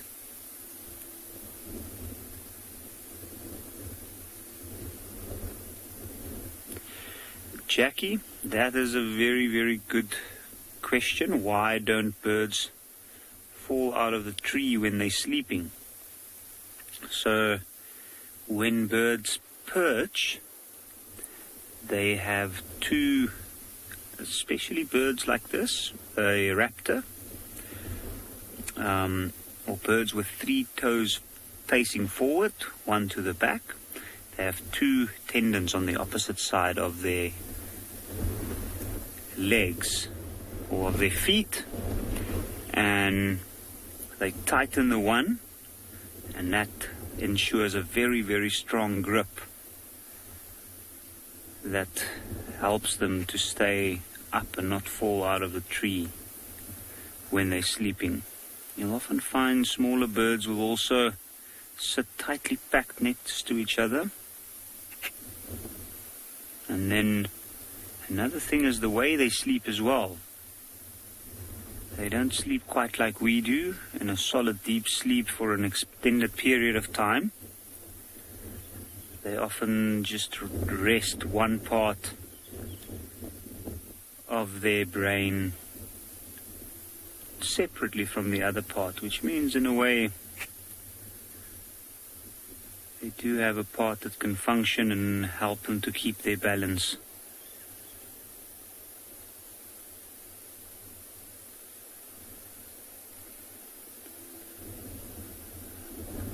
Now this area is a perfect area at this point to wait, and I'm sure that bird, both these birds, have just been waiting in this area. They must have known that at some point when it gets really, really dry, they'll reap the benefits of waiting in this area. I'm sure they had to keep all the other eagles, fish eagles, younger ones that might have tried to come to this part, out of the area and try and keep it to themselves.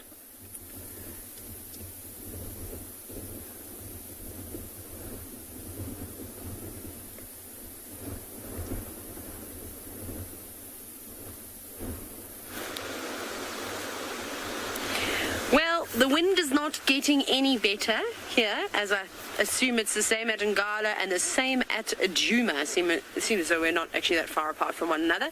The buffalo is one animal that does not appreciate the wind, just because they're actually deep down inside are scaredy cats.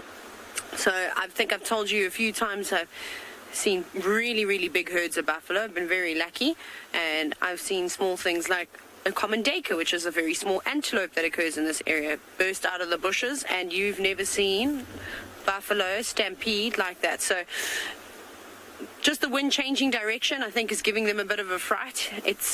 I mean, you're virtually deaf out here. Your sense of smell is definitely going to be compromised, and you're going to have to rely on your eyesight. Their eyesight is not too bad, but it's not their sort of their best sense. Their sense of smell is quite spectacular. So I think they must have had a drink already, and now they've been deciding which way to go.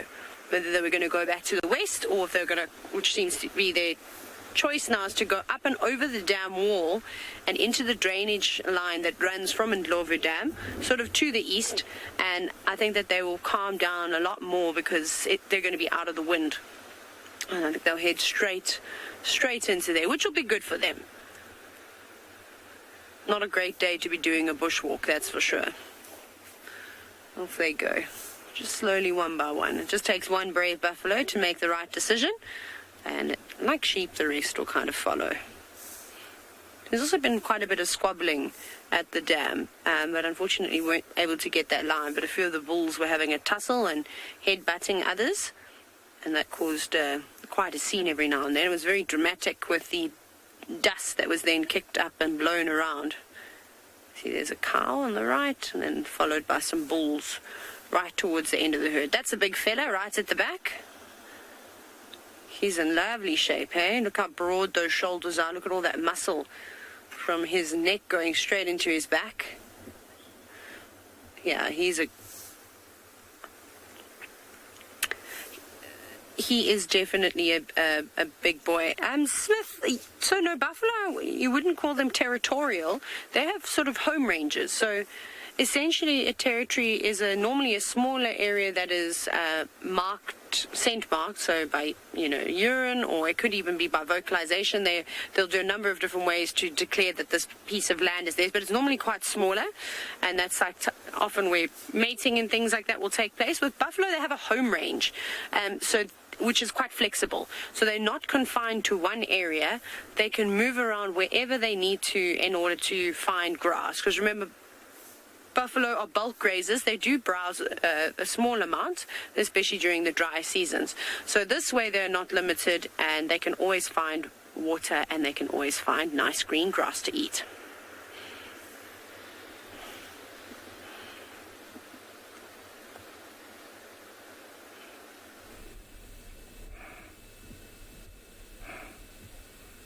Welcome back to Masai Mara, and look what I found. Yeah, southern ground hornbill, one very rare bird, and looks like it's a pair, and they're almost sub-adult chicks. This is the largest hornbill of the hornbill family, weighing up to 4 kilos, spend a lot of their time on the ground foraging, feeding on little insects, reptiles, and frogs. That big is a lethal weapon, known to stab even small hares. If they find them, even birds, they will kill it. They inhabit all types of habitats, especially woodlands and forests. They got a very interesting behavior when breeding,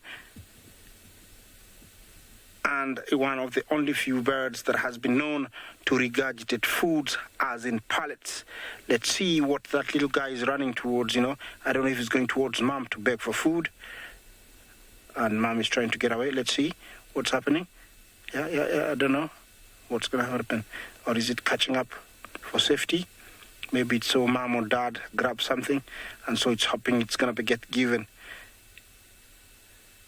Yeah, this is a very, rare bird, not seen always. It's got a very interesting, breeding behavior where when they're ready to breed, they'll find a hollow tree and the female is locked in there using mud, which they cement and leave a very tiny little hole only to go to the bathroom and for the female to be fed. After sitting for the eggs for a period of time, when they hatch, the little guys grow. If the space becomes too small, usually the female breaks out. Then they have to seal the little guys in, and both of them become the feeders of the little guys, getting very busy feeding them, constantly bringing meals, same as I explained, frogs, little fishes, locusts, spiders, and once the one chick, if it's 4 chicks, if one gets too big, it breaks out, follows the parents around when they're foraging, looking for food, and flies back with them until the last one breaks out. They all start following their parents on the ground like this, begging for food, sometimes killing themselves, and then eventually becoming adults and flying out of the family. How they find partners is still a mystery to me, because they pair for life is something I'm still has to find out. That guy is quite far away from the rest. They do fly.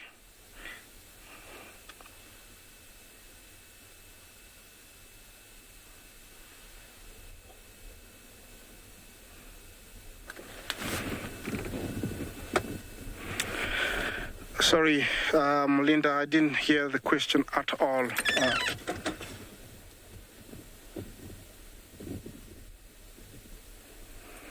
Is it the bird with the unusual call? Is that it? I don't know if I would say, unusual, but the call is believed to give a sign of rain, and it goes like... It goes like that, and it is believed when you hear it, it means the rain is going to come soon. I don't know if Linda, that's what you call unusual, but that is the call. I'm going to get closer to it so we can have a little bit more time with it, because I rarely get to see it, and it's also a very beautiful bird. It's not very far, it's right here, just across the road. I think maybe it could have a nest or, somewhere where they roost in that forest.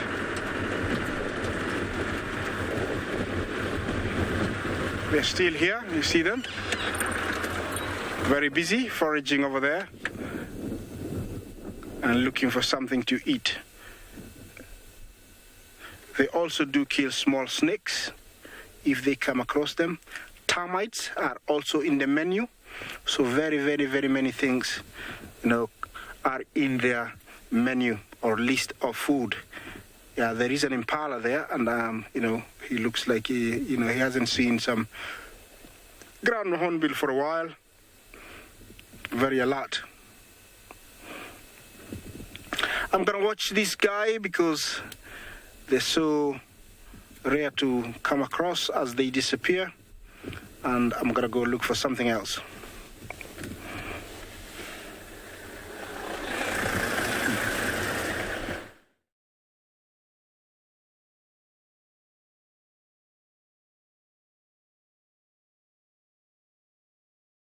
With the boys' club on this, what is it, a Tuesday afternoon? All of these waterbuck boys out here. Those are 2 very mismatched waterbucks right over there. Very young one versus a much older bull. Look at the horn. Oh no! Don't get stuck, chaps. That could get quite nasty if he twists now. Oh my word. Oh no, everybody, they're stuck. They're stuck. Oh, there we go, it's out. Oh, the little one took a cheeky little jab there. Important to practice. You don't want to injure yourself. You know how sharp those horns are. They'll go straight through your eye. The youngster's decided he wants to pick on the big bull, and the big bull's probably going to give him a little hiding just now to say, I want to fight in a weight class above your own. I'll show you, little one. And give the little one a little bit of little pat on the back for being courageous enough to go up against a much bigger bull.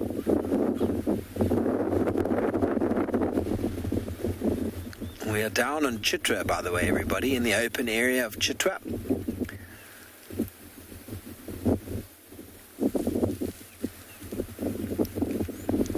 And the wind has increased. It might just be because we're in a more exposed area.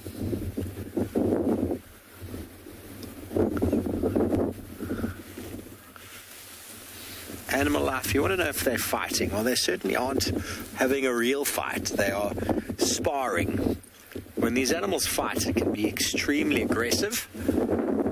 And normally you would have much more evenly matched horns. Right now it's just a bit of practice. The younger one on the left is trying to learn the ropes. And the one on the right is far bigger.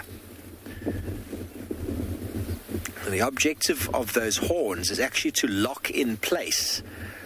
There's ridges on the horns, so when they do attach to each other, they actually lock. And they prevent them from slipping when the heavy animals are pushing each other. And that is what prevents them from incurring massive injury. But when the horns are smaller like this, they can slip off quite quickly and easily, and they could actually injure themselves now. There's a huge size difference between these guys. But there's a lot of boys standing around, and so there's lots of testosterone. Not a lady in sight, of course, but the boys will be boys.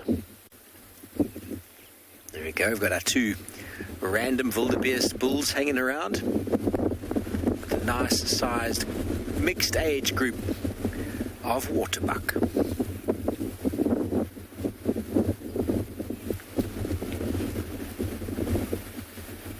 There we go, he's had enough. Showed you, little one. Who's next? There we go. Next little one.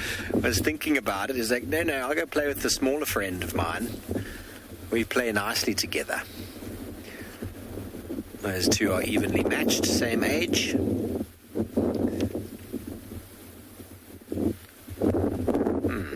Good job there, Theo.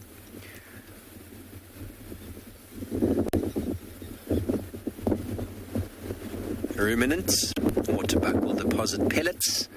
This time of year you'll actually find pellets. In the wet season their dung is very, very wet, like that of buffalo.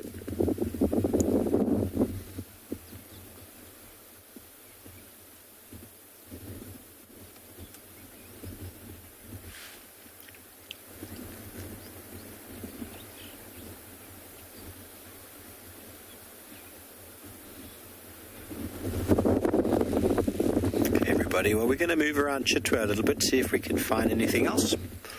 And hopefully the wind dies down just a little bit.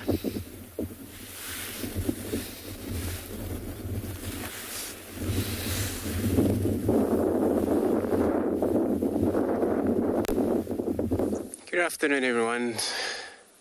We're here again in Djuma Private Game Reserve in this very difficult windy situation, but we're able to find some antelope, which is impalas, along with blue wildebeest on the right hand side. Hi everyone, welcome aboard here on Safari, live with Andrew and BK on camera.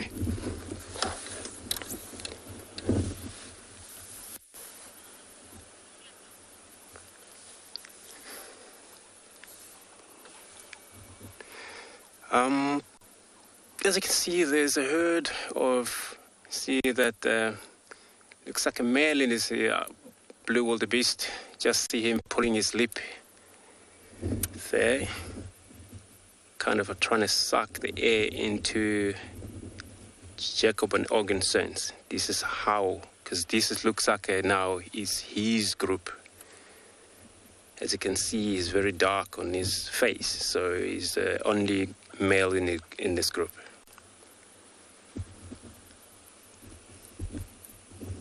Find it very difficult for all animals to be very nice and comfortable, active during this kind of wind, where they're trying to either look away from the wind or stay alert. But to do that, then they gotta come to a slightly open area or otherwise freeze in the wood. Then they won't come out. But we very lucky that we found these all two groups of these antelope together, all chilling out, feeding there. There's a couple of males in this pilot groups, all mixed up. Their young males and they are females.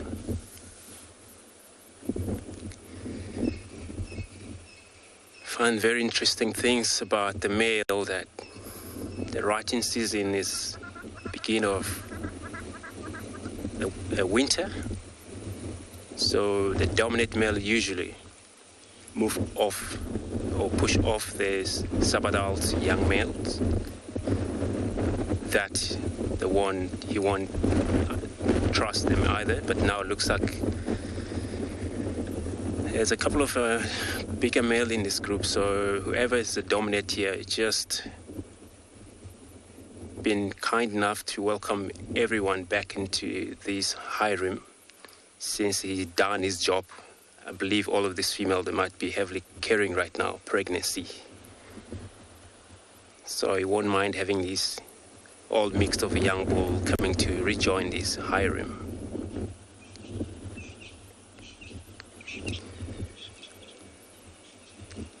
They're kind of hairy as well looking, since the wind is disturbing them pretty much a lot, but they all stay alert as well, looking around, and this is how survival is all about in these antelopes.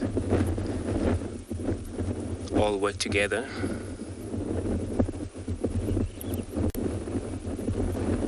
Look out for danger, since it's very hard for them to be able to sense. They rely on sense of smell, sight, hearing, both. So it's great on this antelope. But in this wind, predators, they have a lot of chance if it's a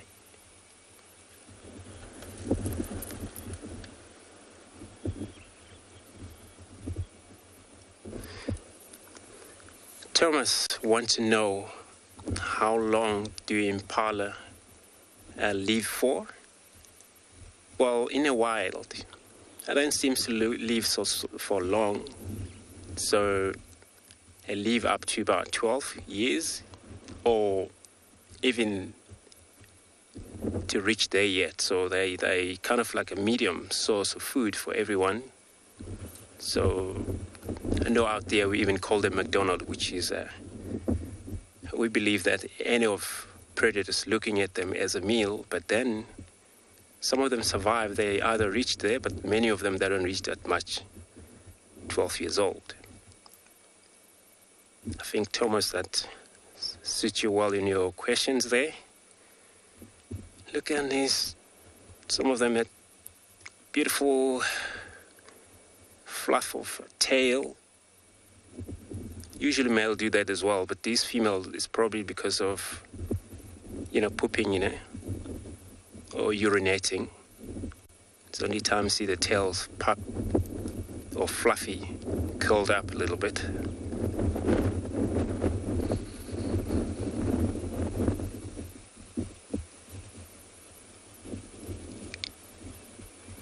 Pooping again. It's so cool antelope, looking at them just like that. I understand the weather is already difficult to be able to see the beauty and shiny of this coat, since they're all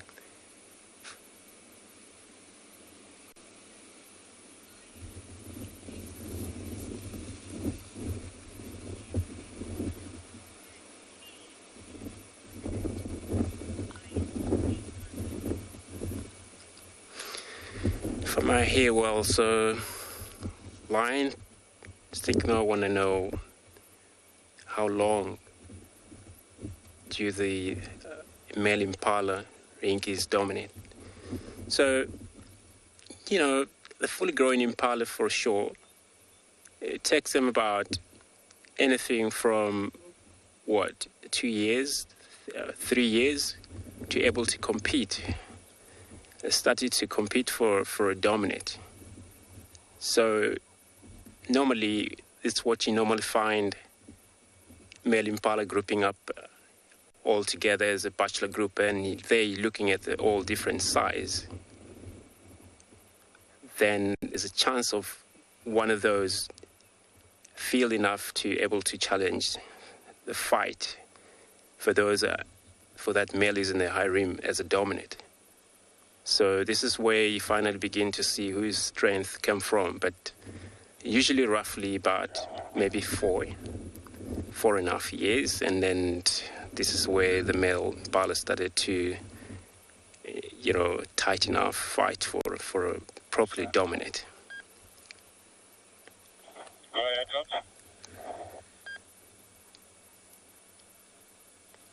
Yeah, I find The wind died down now, so most of east of the power line, there's 2 tracks gonna take you.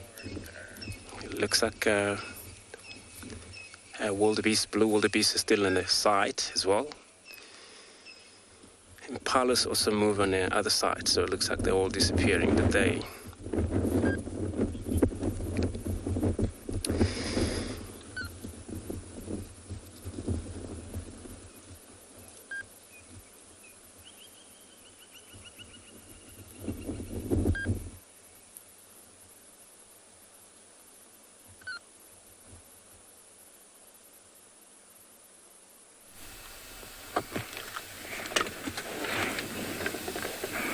Welcome back to the Masai Mara.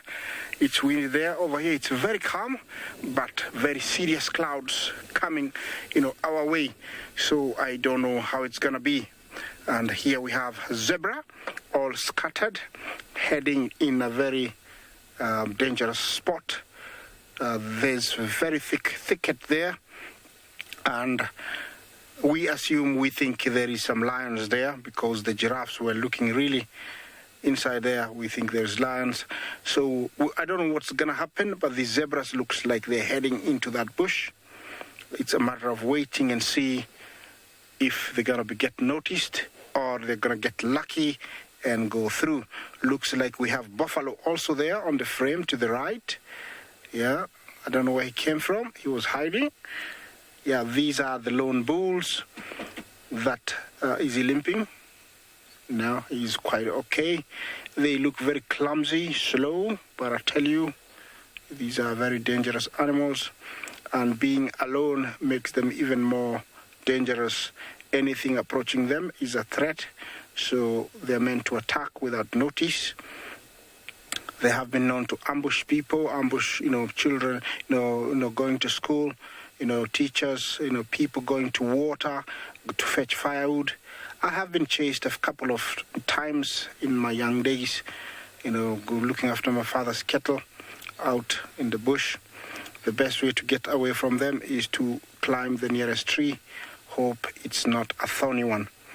I always got lucky. They look clumsy, but yeah, they're very, very nasty or bad.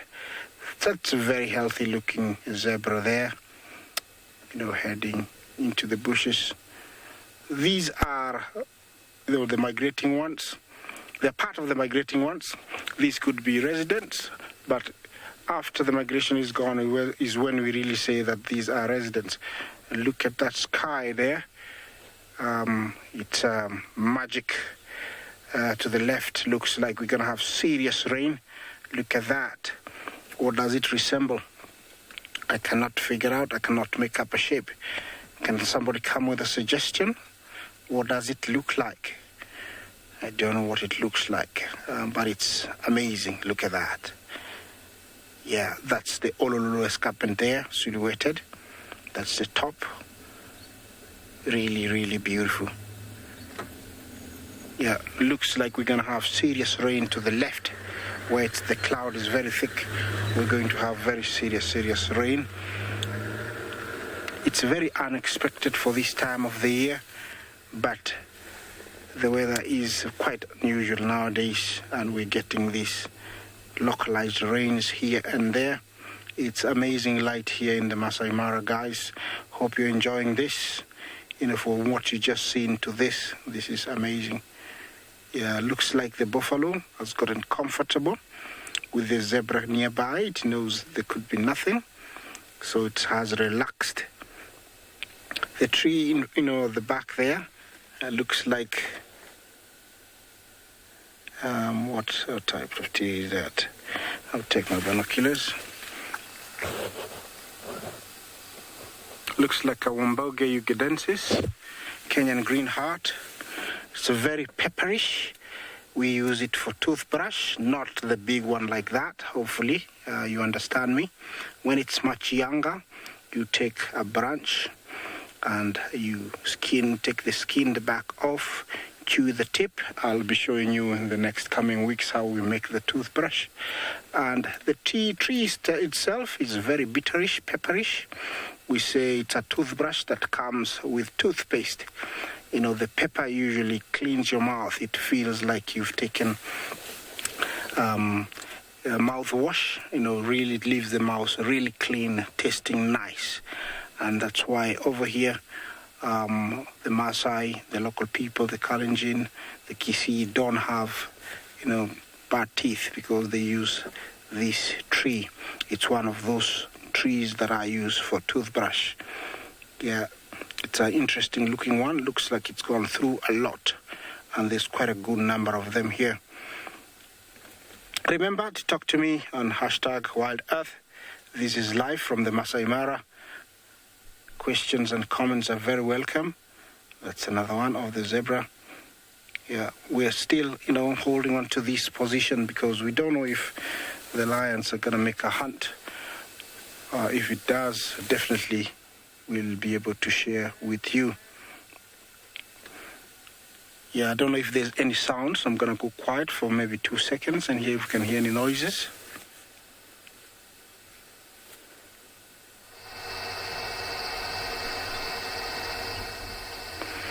Yeah, very, very, very calm. Sometimes it's eerie.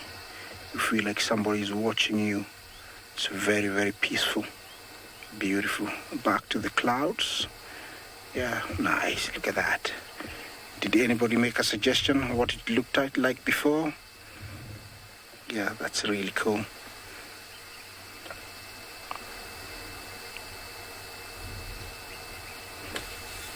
Suzanne, thank you for your beautiful comment. Magic of the Mara. It's really, really magic here. It's where there is space, and so when you stop and observe something, it feels totally different, and it makes you feel very small when you're the only one that you can see. No buildings, no vehicles. It's just my vehicle here and nothing else. Makes me feel very small. At the same time, also it's feels very nice to be here. I hope you're enjoying this, guys. It's really, really cool. I'm gonna move back around this bush and see if I can find some lions.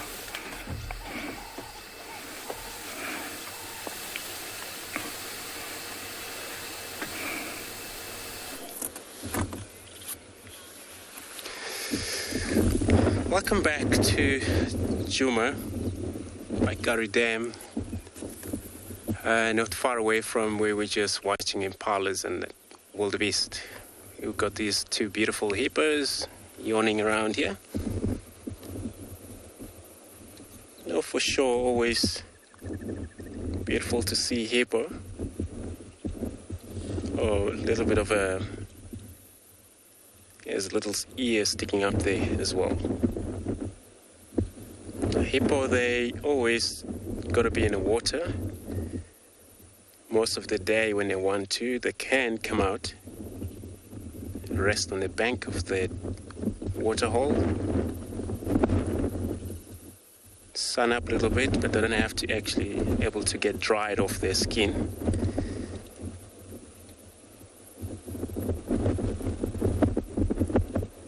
Look at these nostrils.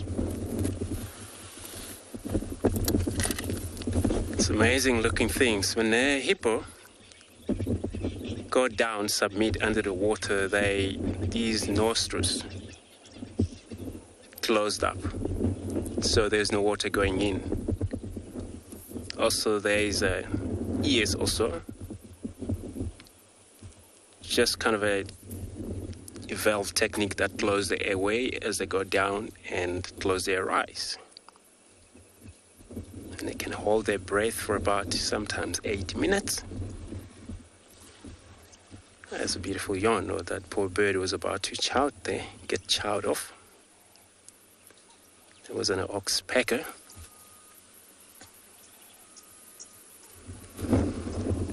Oxpecker, they're one of the birds that clean ticks off the animal.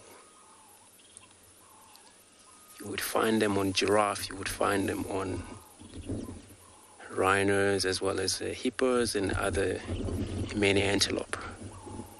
Warthogs as well, playing an important role on cleaning animals. All they do, they feed on parasite of animal.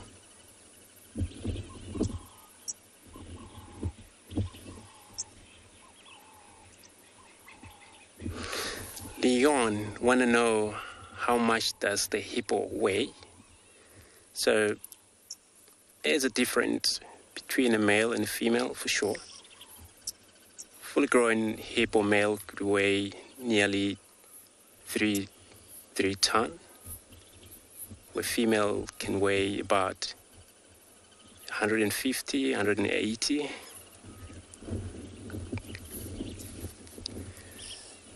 Just gonna leave them peacefully. These beautiful hippos. As you can see, they're all red-billed oxpecker already sit on them there. Hope we find something else on the way out.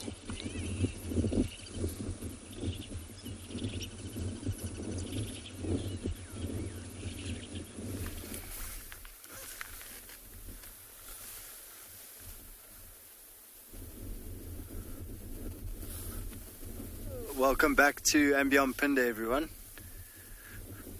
We've managed to find this giraffe cow, and she's just, well, we've managed to line her up perfectly with the sunset. She's staring at us, but if you look very carefully, she's busy chewing. Look at that.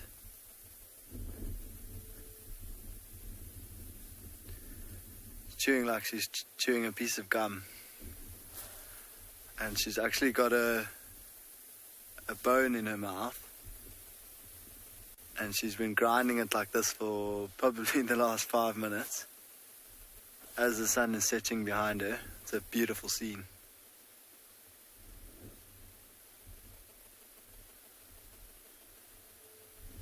I suspect she might abandon our sunset, but I think what we'll do for now is just sit and watch her as the sun slowly sinks behind her. Look at that perfect silhouette.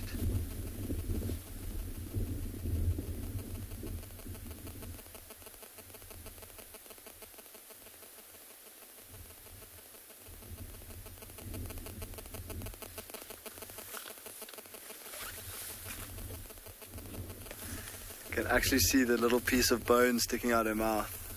It looks like a twig. Look at that. If she turns her head again, it looks like it might be a rib bone or something. It's quite a thin, long bone, just like a twig.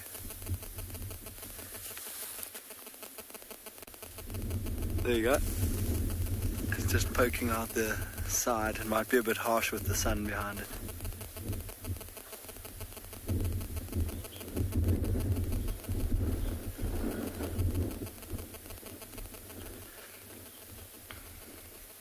That most certainly is beautiful, Tom. I couldn't agree more, and there's no better way to watch the sunset than with a animal in the foreground and maybe a drink in hand. I don't know if you at home have one. I certainly don't. I'm driving a vehicle, but I wish I could have one.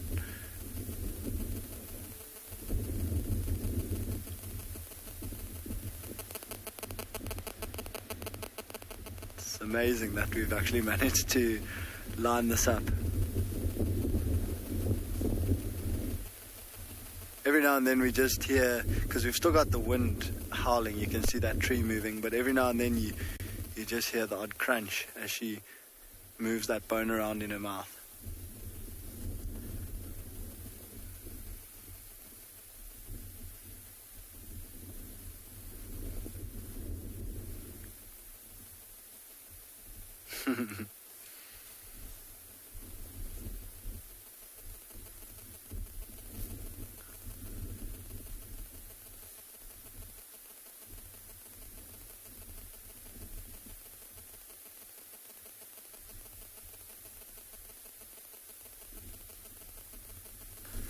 So I think we'll just sit here for a few moments and see what we can find as darkness starts to fall on us.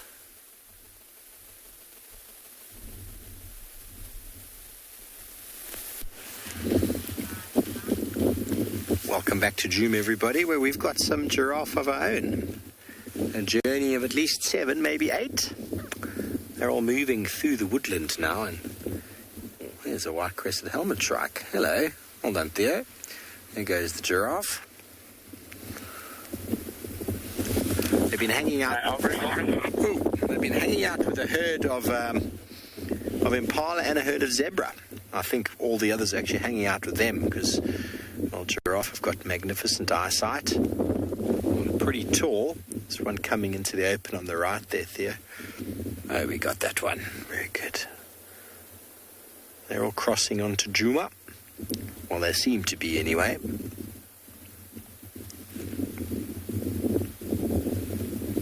Wonderful scenes. Now, we can't show you the sunset. The sun is behind some clouds. So I'm going to still allow you to just have a little moment with us. And I'm going to try to dip my hat so that we don't get influenced too badly by the wind.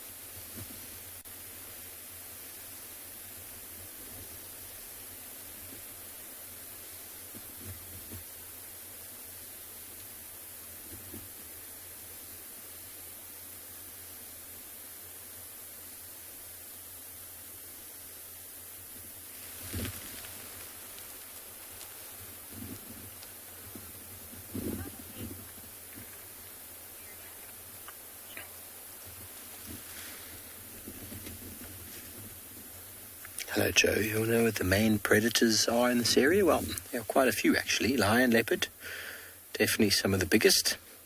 Hyena, wild dog. Cheetah move through. And you have all the birds of prey, including the large eagles, giant eagle owl, spotted eagle owl, the small little eagles as well, little owlets, goshawks, sparrowhawks. There are a multitude of predators and a multitude of prey, from big to small.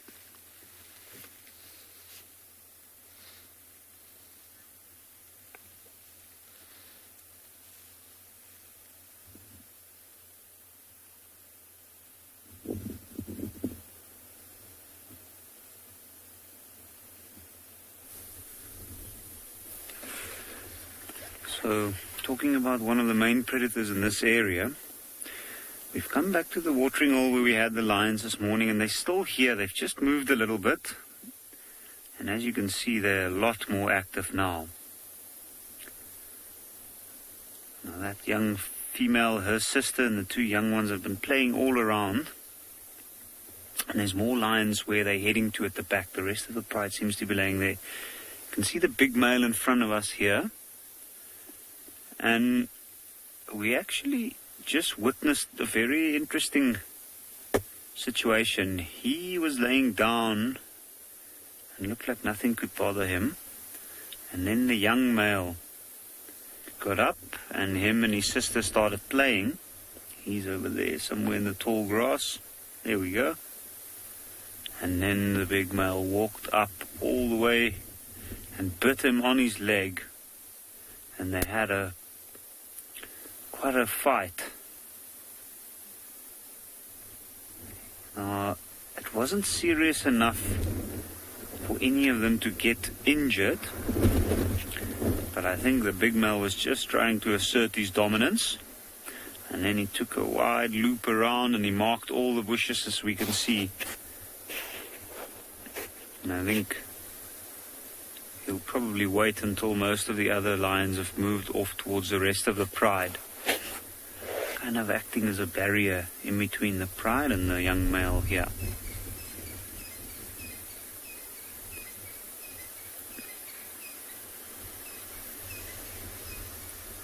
Now we have been seeing these two males mate with one of the older females over the last few days, and there's definitely a bit of tension between them and the young male because of that. So any move the young male makes is watched very closely and kind of monitored in a way where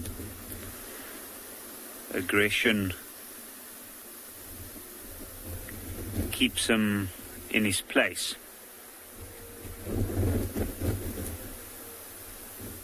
Now these lion fights, as I'm sure a lot of our viewers have heard before, first thing that comes to mind when one thinks about the African lion is the fights that males can have if you think about big male lions.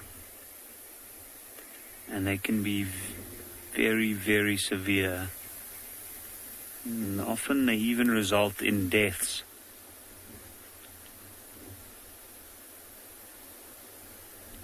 But most of those fights is usually just one animal trying to show dominance over the others.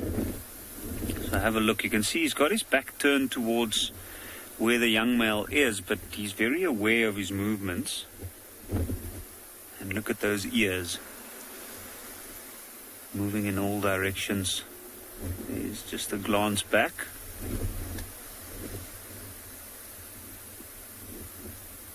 Here we go. There goes the young male. You can see he's already limping very badly from an injury. So it was a quick glance back. Maybe he thought that the male's coming at him. And it's actually quite bad to see because he's such a beautiful young male lion. He's big. He would have been a very, very strong lion, and unfortunately he suffered that injury that's healed pretty well. A glance back every now and again does look a little bit nervous, and look at the male. The big male's got his head down and he's still watching him very carefully. And that is a body posture they take in when they get aggressive. Anna, will that male heal from his injury? No, I'm not sure. I really hope so, because I saw him grow up from being a small cub. But it looks like it might be on a permanent basis. It might heal better than it is at the moment. And I think let's go closer, let's go have a look, see if we might get to see what they're up to, because I think there's a real chance that this male has reached the point where he's had enough for the day.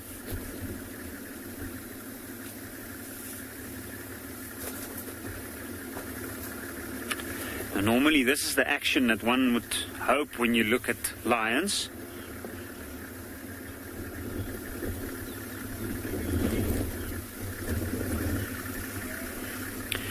Leon, I do not know the answer to your question, to be honest. How hard can a lion bite? In terms of pounds per square inch or kilograms per square inch, unfortunately, I do not know. It would be interesting to have a look, and I'll see if I can find something out to see if I can come to a specific number for their bite force. But the bigger, larger lions definitely have stronger jaws than the younger ones, although at this stage I think between these two males, both of them will probably have a very similar bite force. I can tell you one thing, it's definitely strong enough to break that male's leg. From what we could have seen at the start, it looked like his leg broke and maybe might have torn off some ligaments, tendons even. So the injury is a very, very slow healing one, and I don't think he'll ever have full use of that leg again, unfortunately.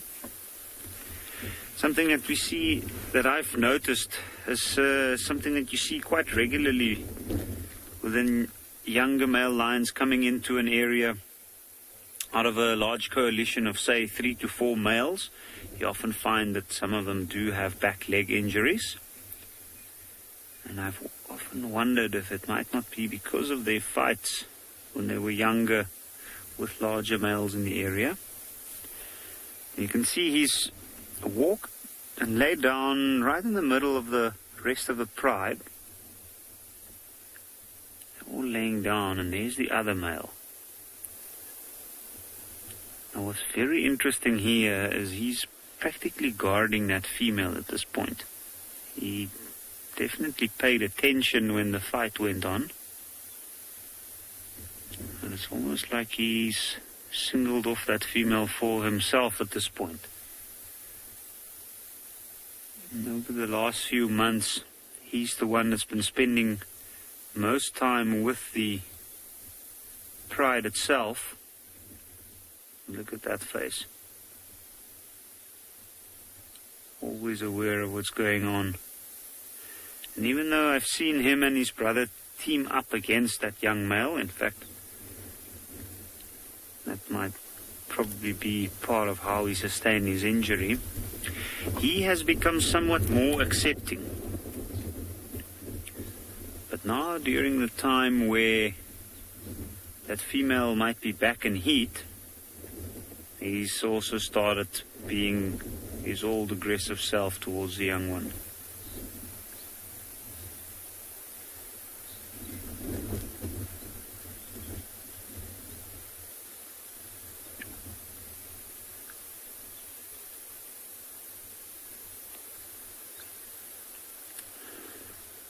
Mooi Noi, what a question. Do predators prefer day or nighttime hunting? It depends on the predator. We do have some predators that hunt during the daytime only, and we have some that prefer the nighttime. In the case of the lion, at nighttime it's got the advantage. It's got very good hearing, and its eyesight is also adapted to see very well in low light conditions, as opposed to his prey that might sometimes struggle to see as clearly as the lion does after dark. You can see they've just gotten up. It seems like they might be going. Well, that's quite a sudden move, actually. The male's just gotten up because the female he was with got up.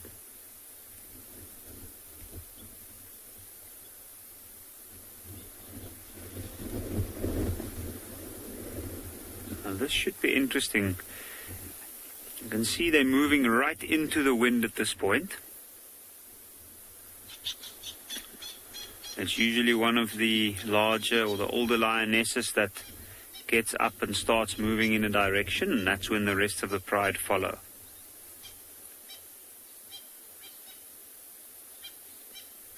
Some of the younger females amongst these subadults, they know they have to watch what the older females do, and they have to learn from them to hunt and take over that position. also have their little groups within the pride. So have a look. There's a young female moving over towards the male to go and greet. He's in a bad mood, unfortunately. That's one of his daughters, and I think she was probably after the bit of aggression he showed. Just probably wanted to walk over. Ooh.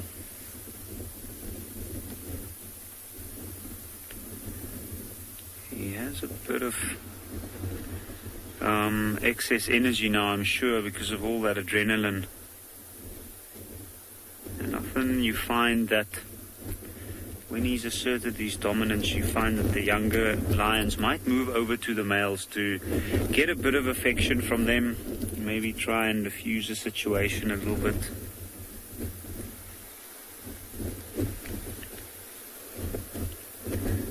There goes the young mother with her 2 cubs, and they're in a playful mood. As far as they're concerned, they just know they need to keep up.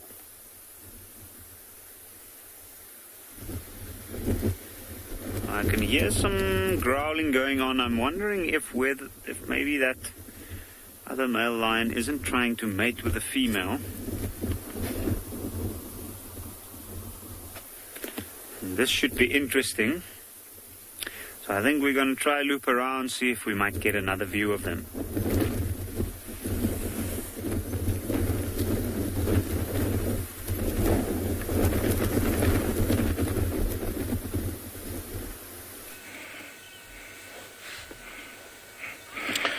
Well, lions, yeah, king of beasts, but very difficult life they face. Everybody thinks they have a good life, but it's very difficult. Look at this, the landscape of Masai Mara. That is rain, everybody. There is pockets here and there of rain. This is the view I have from where I have stopped. And it is pouring somewhere. Somebody is getting really, really wet over there. I hope you're enjoying the ambience at the same time. My friends hippos are telling me that it's just about time to get out. Look at that. Really, really beautiful. It's rain here and there. Some places it's just very hazy, like over there. It's getting dark. And back to our little resident pod of hippos. These are 4 of them. We haven't given them names. They're always, here, day and night. Usually they go out at night and then come during the day. So we're gonna be giving them names in the coming future once we know who they are. And oh, look at that! Are they beautiful? Yeah, restless. That's what that means. They want to get out. I don't know if you can hear the birds calling, but just 2 seconds.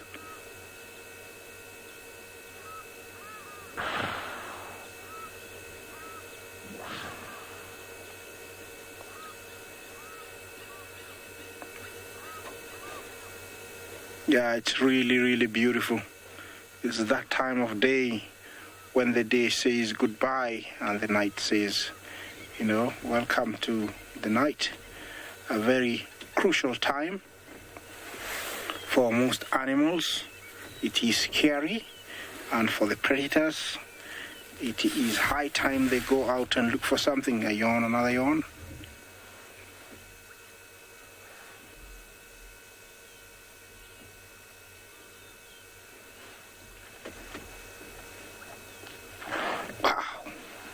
Yeah, did you see those teeth?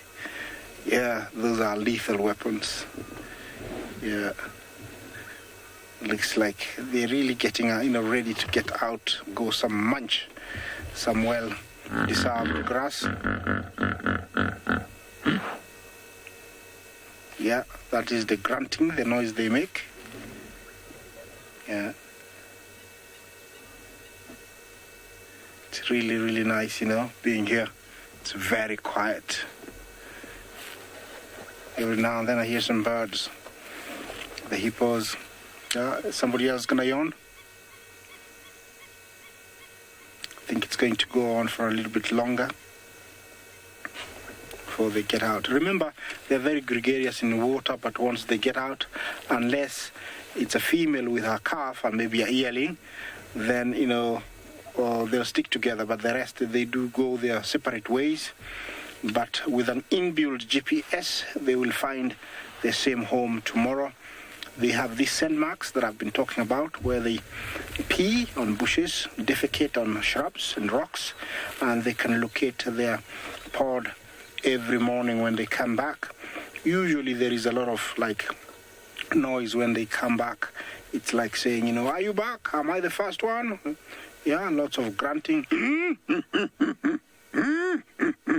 Lots of that. They grunt, they say, how was your night? Did you get chased? Did you see any hyena? Did you see any lion? There's lots of, I'm back. Is everybody safe? That's what you hear when they come back. That is the beautiful view from where I am. On those plains lies a lot of things, beautiful, dangerous ones. You can't see them from where I am, but yeah, they are there. The trees that give the MAASAI its name, desert dates, all those underbrowsing, it's from elephants. Yeah, beautiful view. I'm gonna stick to that and then move on.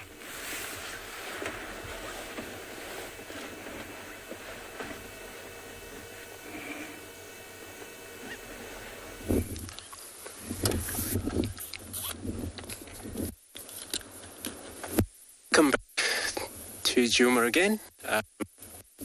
As we just left the hippo, looking around, and then here we come across pale spotted owlet sitting in the dead branches.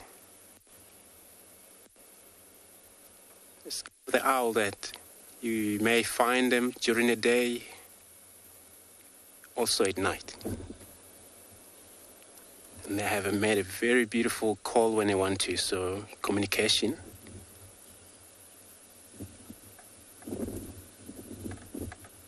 Beautiful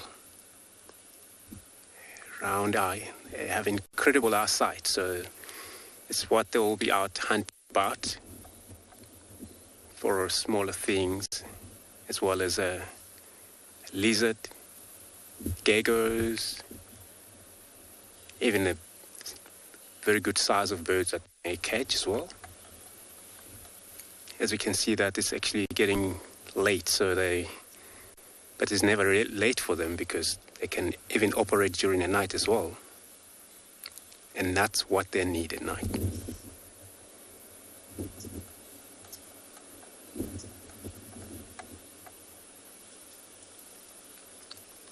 Kind of a territorial bird as well, so they advertise the territory area by making communication or sound that whoever is around or not aware of the area is occupied, and that's the time they will know he's around.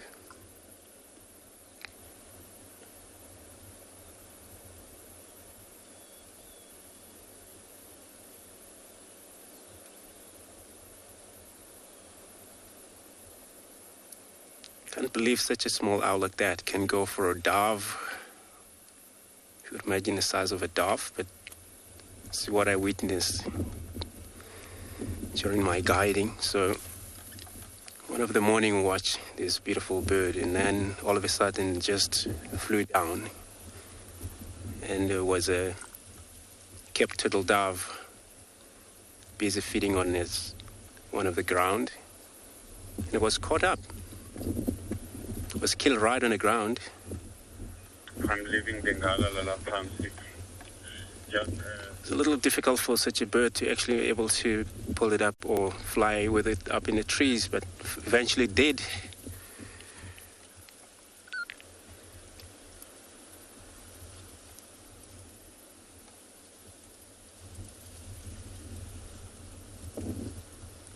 marking, you know, so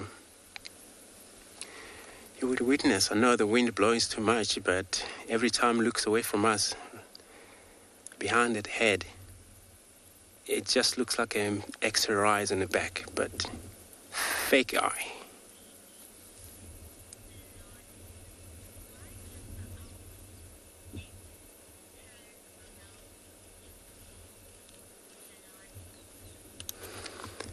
Melanie,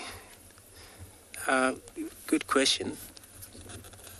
I want to know, why does the owl turn its head very much? So all owls do that. So usually they very silent hunter for sure, and the neck is just so skinny, but it's covered with such a massive feather that you would think it's a bigger bird, but not, especially around the neck section. But for them to able to, help movement and also quietly of turning its head about every 60, 65 degrees backwards, and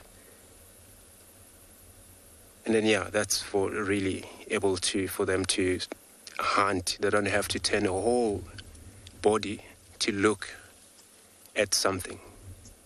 They can kind of use their strong muscles along their neck, able to do that.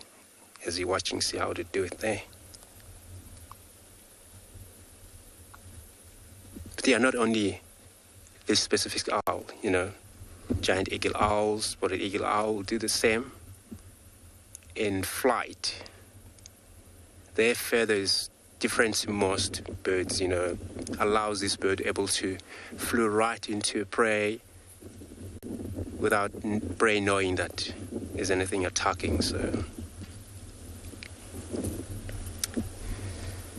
we're going to leave it. So it looks like wind is blowing too much. It's going to play harder for itself to get its meal for the last time it's perching in that tree.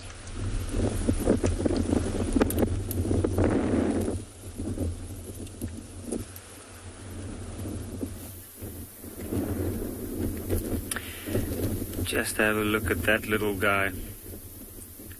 He's pretty much been the center of attention for most of the last 25 minutes or so. And where he's looking, one of his larger sisters is playing with his small sister. You can see there's a bit of a cat and mouse going on there. One's hiding in. Ooh. And that poor tree has been suffering all afternoon. Oh, well, not all afternoon, but certainly for the last few minutes, where each time they try and go at the branches, and one of the other young lionesses have already carried a branch off. Oh, there's some tag team fighting going on there. A little one helping out her tawny sister.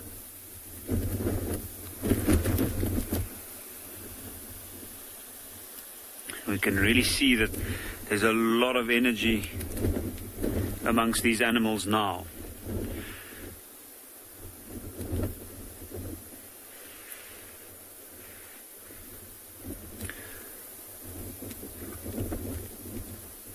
Even the young white male is starting to play a little bit now. That's something I haven't seen in quite a long time, to be honest. He's usually a very quiet, reserved one.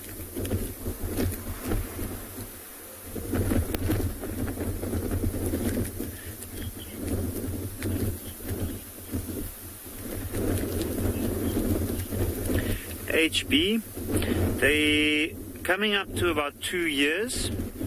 In October it'll be 2 years since we've seen them the first time, at least those two that we are seeing now. And then the next two is very close to them in age, and then the next two a few months, and then those two over there about 6-7 months younger than they are, and then the last little two more than a year younger than they are. In fact, they're only about 4 months old at this stage, a little over 4 months. So there's still a lot of energy, a lot of play within them.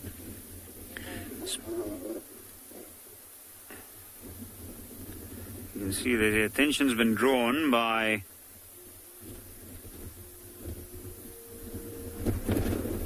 the male lion that had a little bit of a fight there with one of the females. I think it's because he wants to mate.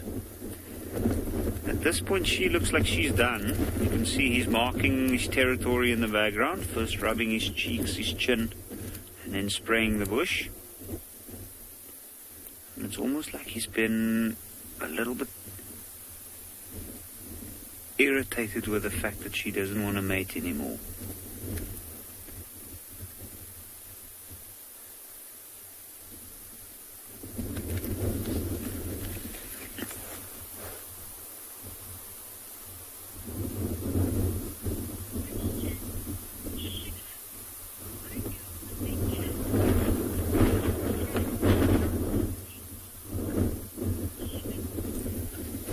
Sugar, why do the big cats have black pads on their feet? Those pads are made out of keratin, or they're covered in a layer of keratin, which is similar to the substance that our fingernails are made of, as well as the horns or the outer layer of antelopes. And that is to protect the bottom of their feet. It's also very breathable and maneuverable, and it helps them to move cautiously and softly. As an animal that hunts through stalking, it needs to move quietly. It helps them with agility. It's very sensitive. It also helps with grip. It's kind of like a protective layer, and within the keratin there is melanin, and that melanin, which is a chemical substance, give it a black color like that. Now this is a very, very interesting situation we're seeing here. Over the last few days they've eaten so well, and all of that meat, they've spent a lot of energy digesting it, but they've also turned it into energy. And at the moment, they've got a bit of that energy that's getting released.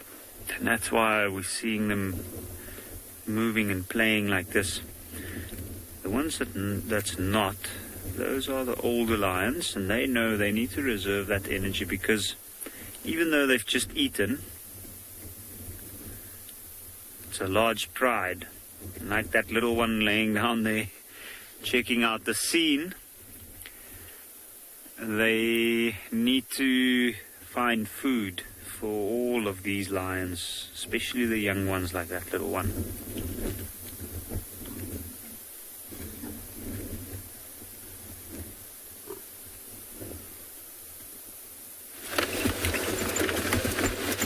Hello everybody, welcome back to Djuma, where the wind seems to be steadily abating, which is great. I foresee some cloud cover pulling in tonight, being a little bit overcast tomorrow, and maybe even a little bit of rain on the way. We're just going to stop here at Vuatela Watering Hole, just have a little scan of the water. Let's just listen out. These beautiful scenes. And we did promise you a quiet moment, so right now, I suppose, with a beautiful scene like this, let's just listen to the night sounds.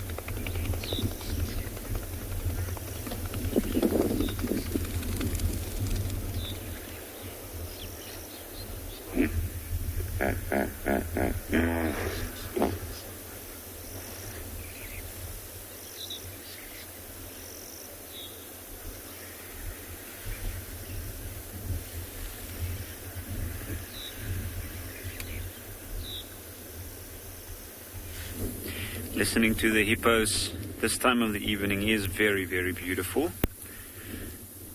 And even though we're close to the water here, we won't be able to hear them call due to the strong wind. The wind's had quite an effect, an energizing effect on these younger lions. Look at that little one's constantly in that bush there. And then some of the larger ones have been playing around quite a lot.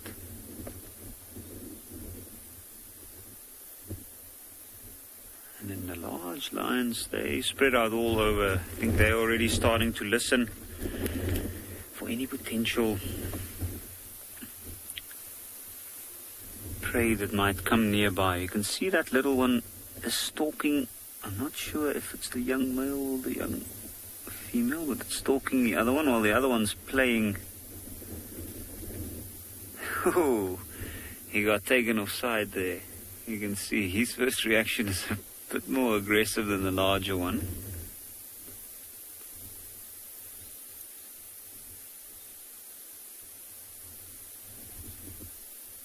You can see even the white male is playing around at this stage.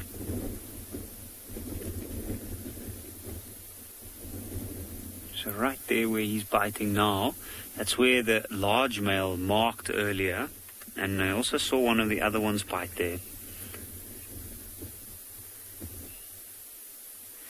Maine, what do I think lions think of? That's a good question. I don't know. I think they think about playing around, the younger ones. I think they think about food for sure, and where they're going to think. Look at that old lioness there at the back. I think she's probably thinking at this stage, like, what a nuisance these younger ones are. They've just eaten, they've got so much energy, and now they have to hunt again to keep them fed.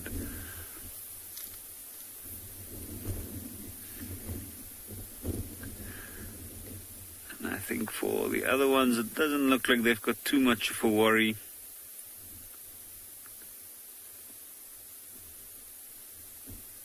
Maybe these younger ones are thinking that they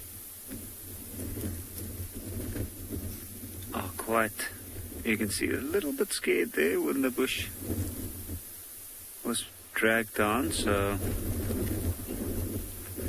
I'm not sure what that little one might be thinking at this point. The wind's really going now. There's a lot of energy around here.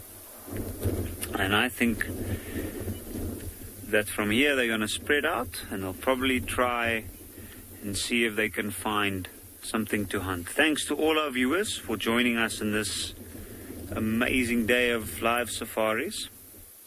And hopefully we'll see you again tomorrow.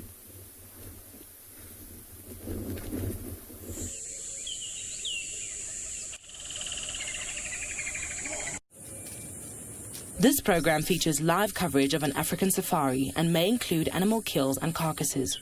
Viewer discretion is advised.